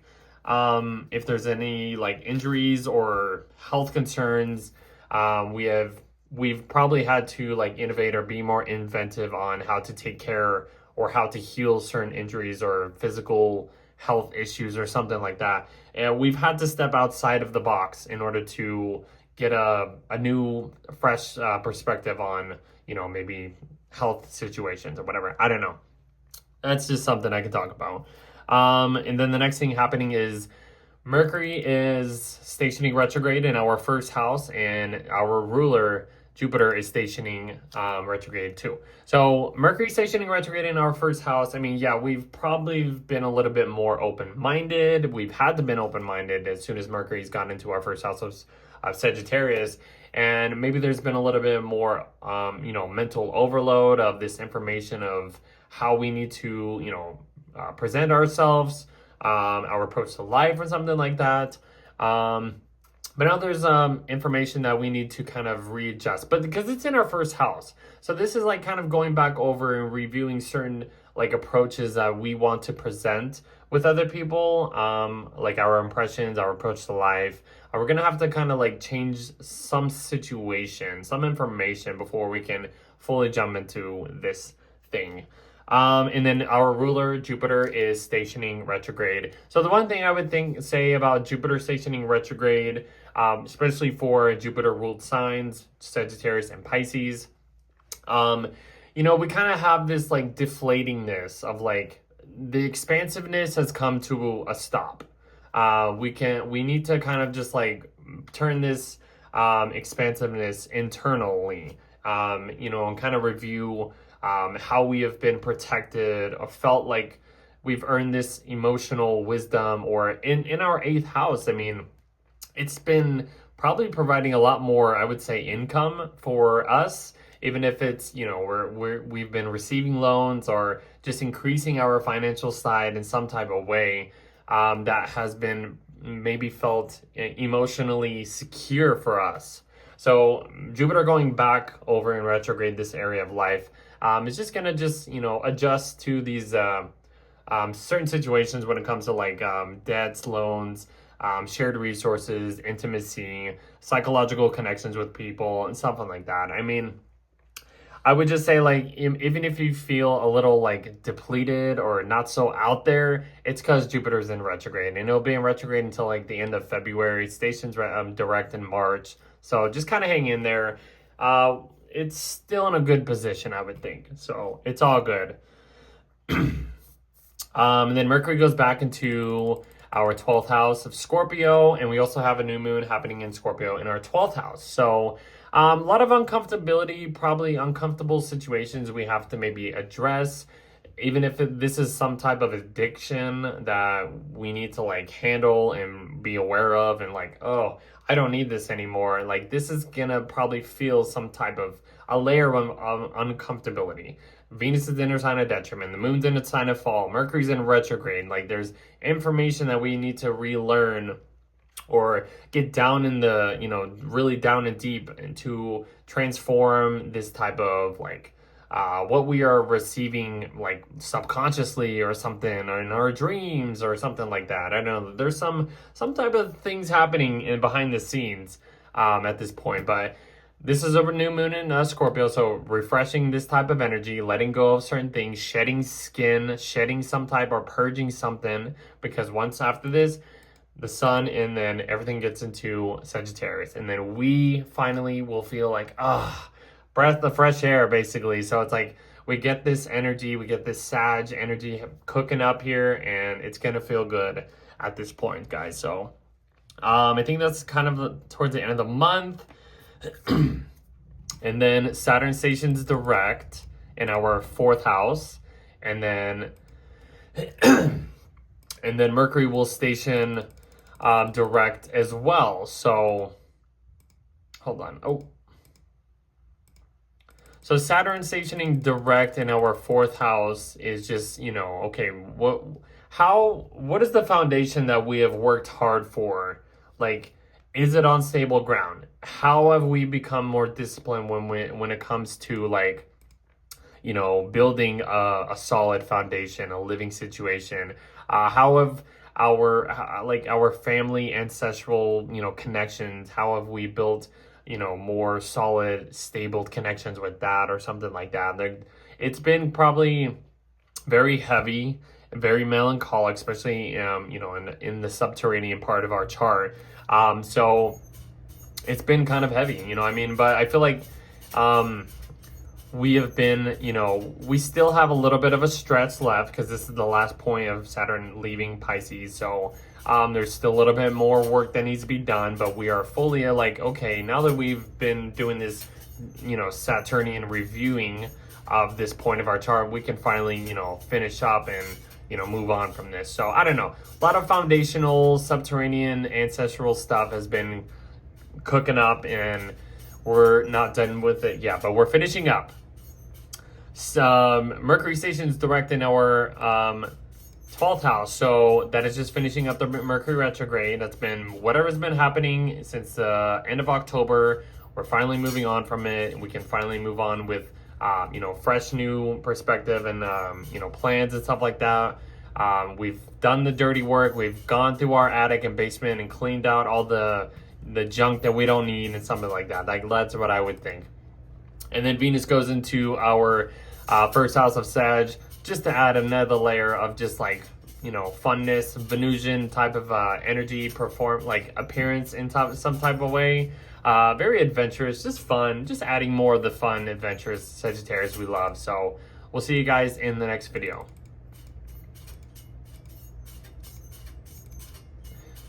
All right, for Cap risings. So for Cap risings, the first thing happening is Mars is going into your 12th house. I mean, it's behind the scenes. You're going to have this like hidden passion, desire to maybe get a little bit more spiritual or do things behind the scenes that maybe, nobody really sees. One thing I like to say about Mars in the 12th house, you got to watch out for subconscious impulses. Even if things feel a little like, wildfire type of energy for you guys. I mean, you want to probably go out there and get a little bit more spiritual, or go out to, spiritual, places, foreign hidden places that nobody sees, and that provides more healing for your mental health or something like that. That's the positive side. Go on foreign adventures, go to places that go to the beach. Like, going to the beach or something will just feel so refreshing to your energy, to your soul, or something like that. I don't know. Find places that feed your soul or something like that, or whatever. But then you got a full moon happening in your 5th house of Taurus here. This is just illuminating, providing more, stability, creativity, of what you want to do. I mean, even if there's like a hobby that you want to go after, or there's some creative side that you want to, go after, and, you need to be aware of certain things in order to, I guess, go at it. Just to find like that's the stable hobby or something like that. I don't know. Sun's in your 11th house, just, focusing on friendships, group matters, and stuff like that, your audience. So whatever, is happening over here, it's like, okay, now how can we reflect, my passions or of what I can provide for, other people that they can, link up and enjoy or something like that. I don't know, something like that. Some passion projects, hobbies, romance, children, your creative side, inspirations, something like that. It's connecting with this audience of yours. Next thing is Venus is going into your 11th house of Scorpio. So, yeah, Venus is in her sign of detriment in the sign of Scorpio, but I wouldn't think this is the worst situation. I mean, just Venus just is gonna provide you to connect on a deeper, like raw level with other people, with friendships or just communities and stuff like that. Maybe receiving a little bit of like a bonus in some type of way, even if it feels uncomfortable that you have to step out of your comfort zone in order to receive it or something like that. I don't know. It could be anything. Let's see. The next thing is Uranus is going back into your 5th house of Taurus. So think about, what's been going on in your 5th house since 2018. How have you innovated or provided like some new inventions in order to, let's just say you have a creative hobby and you've been working on this for many, many years, and it's, even if things haven't felt very, stable, it's been a little shaky on your creative side. I mean, this is just going back over, unfinished business, unfinished, information or inventions that can help you, I guess, to provide like a better, like creative hobby or some type of way. I don't know. Creative, your romance side, inspirations, bucket list, children in some type of way, hobbies. You're just kind of going back over certain situations, kind of tinkering up with stuff. Okay, and then we got Mercury and Jupiter stationing retrograde. So Mercury stations retrograde in your 12th house. So this information, I would say this like spiritual information that you've been maybe introduced to, even if it's felt overwhelming. You're going to have to go over certain things, even if it's some like type of addictions that you might need to release. Mars going over Mercury is basically going to like cut something out, even if it is like some type of addiction. So that could be very beneficial for you. So yeah, Mercury is just going retrograde in your 12th house, behind the scenes, cleaning out the closet, going into your attic or basement, seeing what's up here and seeing what needs to be cleared out before you can actually be open spiritually or something like that. I don't know, to heal or like healing your mental health or whatever. Jupiter stationing retrograde in your 7th house is in your relationship house. So I mean, how have your relationships grown over the last few months since the last summer, this past summer? What emotional wisdom have you been provided with that has been beneficial to your relationships or something like that, like, or these business contracts, these commitments or whatever that you've been introduced to. This is going to be going in review. So review these expansive relationships. How can you like adjust to these relationships, and how can these relationships kind of help with your personal growth since Jupiter has been here? But this is probably just like providing more emotional, like beneficial things with your to any relationship and contracts and something like that. I don't know. Hopefully that makes sense. Then Mercury is going back into your 11th house of Scorpio. You have a new moon in Scorpio as well. We're getting towards the end of the month.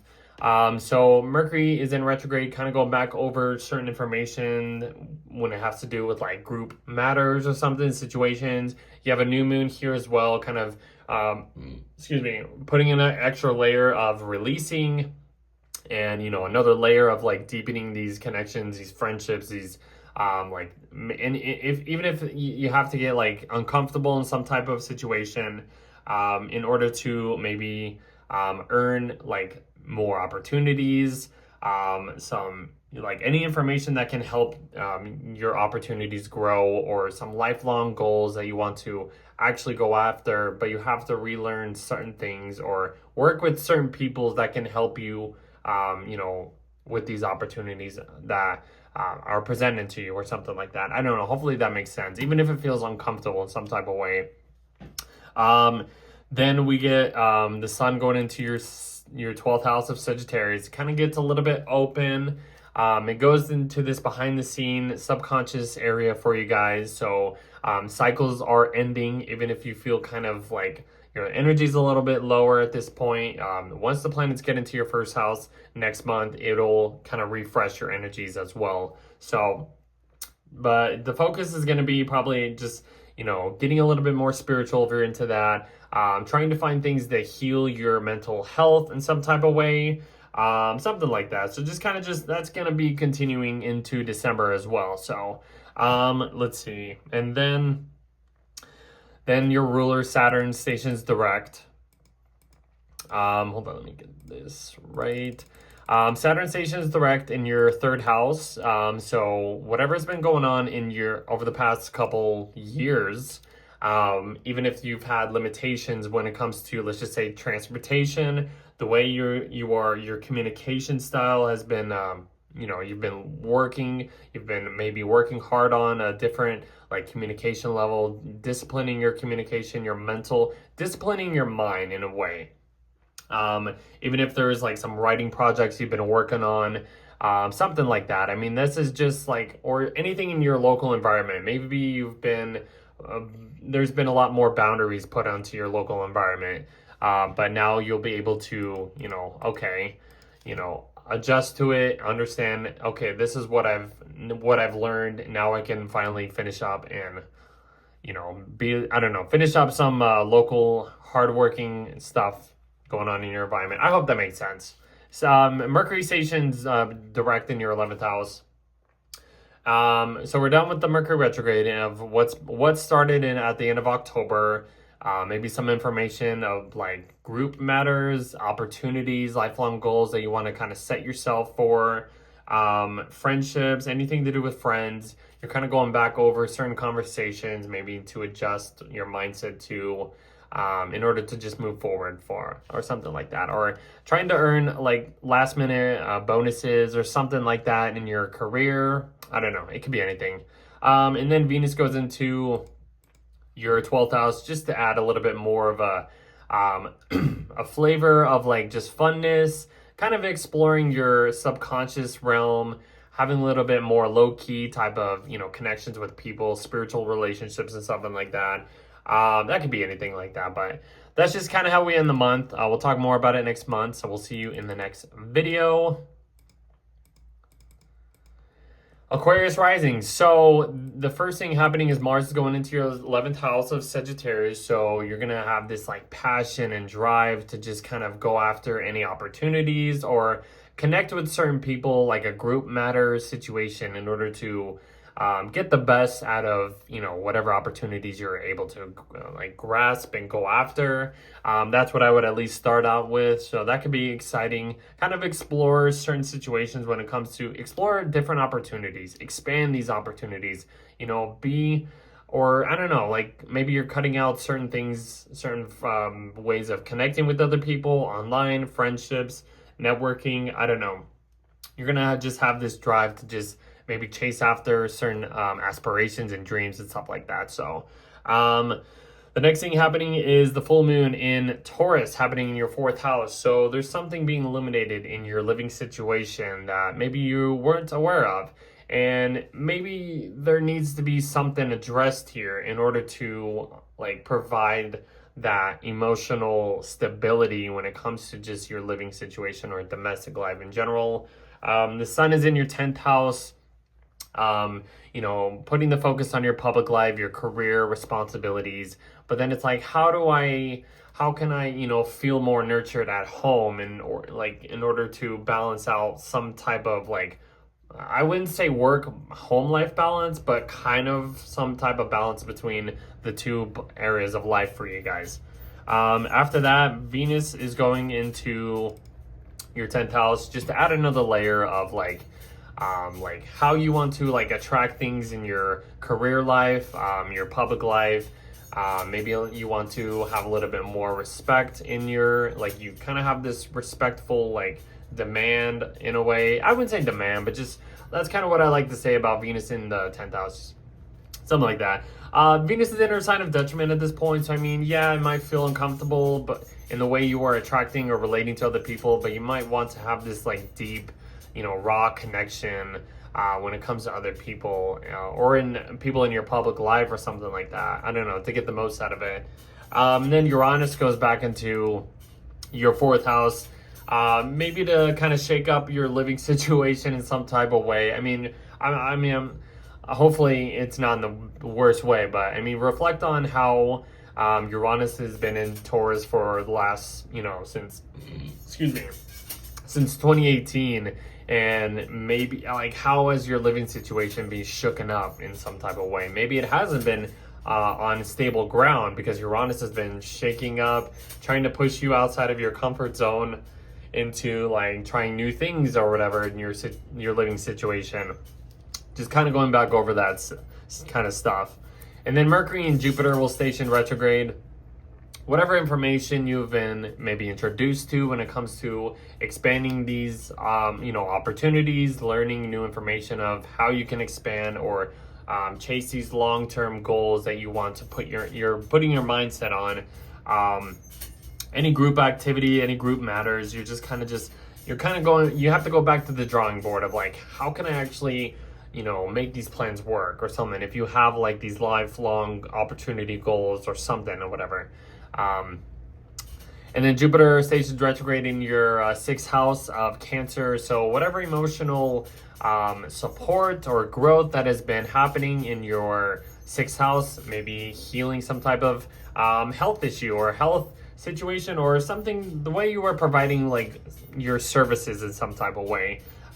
So yeah, that's kind of just what I would think about that. So I mean, you're just going back over certain things that can help with taking care of like nurturing your physical health, and just providing the best service or providing the best situations in order for you to just have the best outcome of like a certain work routine, and you want to grow with that. You're doing I don't know, it's something to do with like work, health, leases, coworkers, something it's been providing more healing in some type of way, I'm assuming. So something like that. Hopefully that makes sense. And then Mercury goes back into your 10th house of Scorpio. And then you also have a new moon happening in your sign of in your 10th house of Scorpio too. So there's this like, kind of going back to the drawing board of like what you want to be known for in your career life, your public life as well. Venus is here, it's in their sign of detriment. It might feel a little uncomfortable in that. The moon is in its sign of fall, so you might have to you might have to address some uncomfortability situations in order to, in order to, move past this. Mercury's kind of going back over information in your career sector of like, how can I, adjust these responsibilities? How can I adjust these career goals that I want to, go after? And you might have to get down there in order to purge some situations happening or some situations that can, get you the best outcome or something. Hopefully that makes sense. Okay. And then the last thing happening is Saturn is stationing direct, your ruler, and then Mercury will station direct as well too. So Saturn is stationing direct in your 2nd house. Maybe you've been limited to, your spending habits. What your possessions, your values and earnings and stuff like that. Maybe you've had to work a little bit harder in order to like get the best outcome or something like that for your finances or whatever.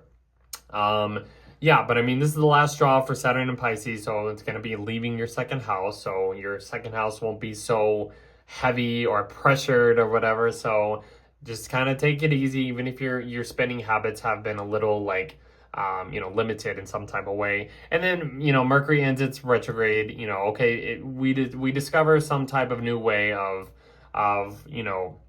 providing some responsible reputation or some skill that we need to go back over in order to, go after and finish up whatever goals you want to do long term, something like that. Hopefully that makes sense.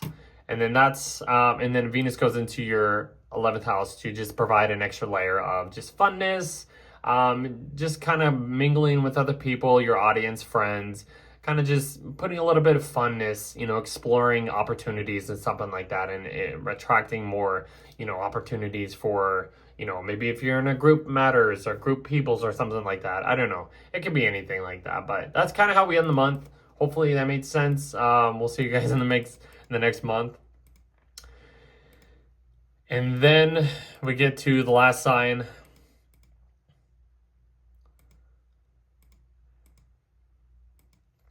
Okay, so Pisces rising. So the first thing happening is Mars is going into your 10th house. So you're gonna have this drive and to want to achieve some certain goals in your public life or your career life or something like that. So that's gonna be like the energy of Mars going out into your 10th house. Watch out for confrontations in your career life or your public life or some type of role. Maybe people you might run into some confrontations or some type of thing. That's what I would think. And then the next thing, you got a full moon happening in your 3rd house of Taurus. So something is being illuminated in your 3rd house of like your way of communication, your something to do with like transportation as well, like learning situations as well, any writing projects, something to do with like siblings, mental connections, communication, social media content, or something like that. Or something just in your neighborhood is being like lit up that you weren't aware of, and you're like, whoa, didn't realize that or something. But Sun's over here in your 9th house, trying to just expand your horizons in some type of way. But it's like, in order to expand your horizons, you need to make sure that you have your ducks in a row, or you have everything in order to just go at it. So you have to find some balance between that type of stuff there. So that's what I would think there. Then Venus goes into your 9th house just to add another layer of like, expanding your horizons, but just kind of attracting like foreign people or foreign information that kind of feels, that might feel a little uncomfortable, but I feel like mysterious type of foreign things is what you're gonna want to attract. I would think of, so that could be fun. Kind of go out there, even if you're traveling and you meet new people that are kind of like different from what you normally are. It's going to provide a more like, enjoyment, I would think. So some type of way, and it's in a flow to your sign too. So, I mean, it's not the worst thing. Uranus goes back into your 3rd house to shake up your communication style, to shake up certain things in your local environment. I don't know, maybe there's been like, reflect on what Uranus has been doing since around 2018 when it comes to your mental connections, your way your communication skills happening, any writing projects, your transportation or something like that, trying to get you outside of your comfort zone or something like that. But that's kind of what I would think of. And then next thing happening is Mercury and Jupiter, your ruler, is stationing retrograde. So Mercury stations retrograde in your 10th house. So whatever information that you have been presented to when it comes to your public life, or some type of way of like being responsible, or some skill that you want to learn, but you don't have all the right information, you have to kind of go back over, like a reviewing test or something. If you have a certain career path that you want to go after. And then your ruler, Jupiter, is stationing retrograde. So what I mentioned with Sagittarius, the other Jupiter ruled sign, is once Jupiter stations retrograde, once your ruler is in retrograde, you might feel a little depleted. You might not feel so expansive. It's going to be a more internal expansive of like, what have we learned over this past, few months or something like that? It's been in your 5th house, probably been one of the best best transits for you, Pisces rising. So, all this emotional wisdom when it comes to your creative side, pleasures, what's fun, what's like all this expansive enjoyment has been probably, overloaded you with a bunch of stuff. So it's like, okay, now it's time to just like understand like what is actually going to be good for our growth when it comes to being creative, or something to do with like children or something like that. That's what I would think of. And then after that, Mercury goes back into Scorpio, and then you also have a new moon happening in your Scorpio too, which is in your 9th house. So there's a lot of like purging, reviewing like this beliefs, philosophies, truths, legal matters, kind of going back over certain uncomfortable situations that you might have to, address, even if it feels uncomfortable, but I feel like once this is passed, you'll be able to, let go of old belief systems, old certain situations when it comes to like traveling, political views, higher perspectives and education and stuff like that. But like Mercury, it's like going back over certain educational topics in order to, dive deep into certain things in order to actually get the most out of like this Mercury retrograde, I would think. So after that, the sun goes into Sag, kind of feeling a little free, a little open, it's in your 10th house. So you might want to, put more effort into like achievements in your career life, your public life, just kind of put yourself out there in some type of way, even if there's some challenges that you come across or something like that. But yeah, and then after that, that's when Saturn and Mercury will station direct. So Saturn is stationing direct in your 1st house. So man, you've probably had a pressure on your personality of who you are over the past couple of years, and you've probably had to be a little bit more disciplined in how you put yourself out there because you've been limited on not putting yourself all out there and blending just into anything that feels good to you. You've been limited, you've been blocked and stuff like that.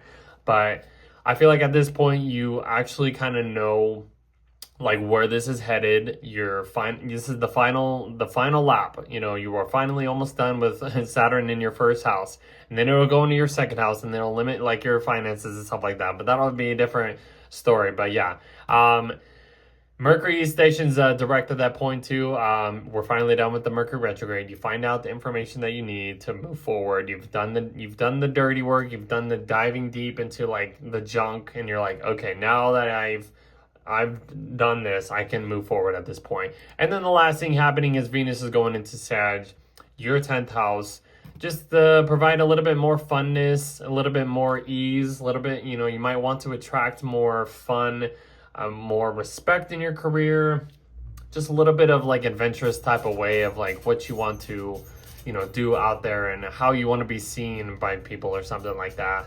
Just have a little fun, But that's about it. I mean, if you're still here, I know this is a long video. I mentioned it was going to be a long video, so thank you for being here. If you are here, it's a huge month, kind of in a way. This Mercury retrograde is really changing our plans in some type of way. So I really hope you guys enjoyed that. Please follow me on Patreon, support the channel. Spotify, follow me on Spotify, follow me on YouTube. Let's get more views and subscribers. Come on, guys. You guys have been doing I'm just so grateful and blessed about you guys for doing all this stuff for me. But hope you guys enjoyed. Please like, share, subscribe, and we will see you in the next video.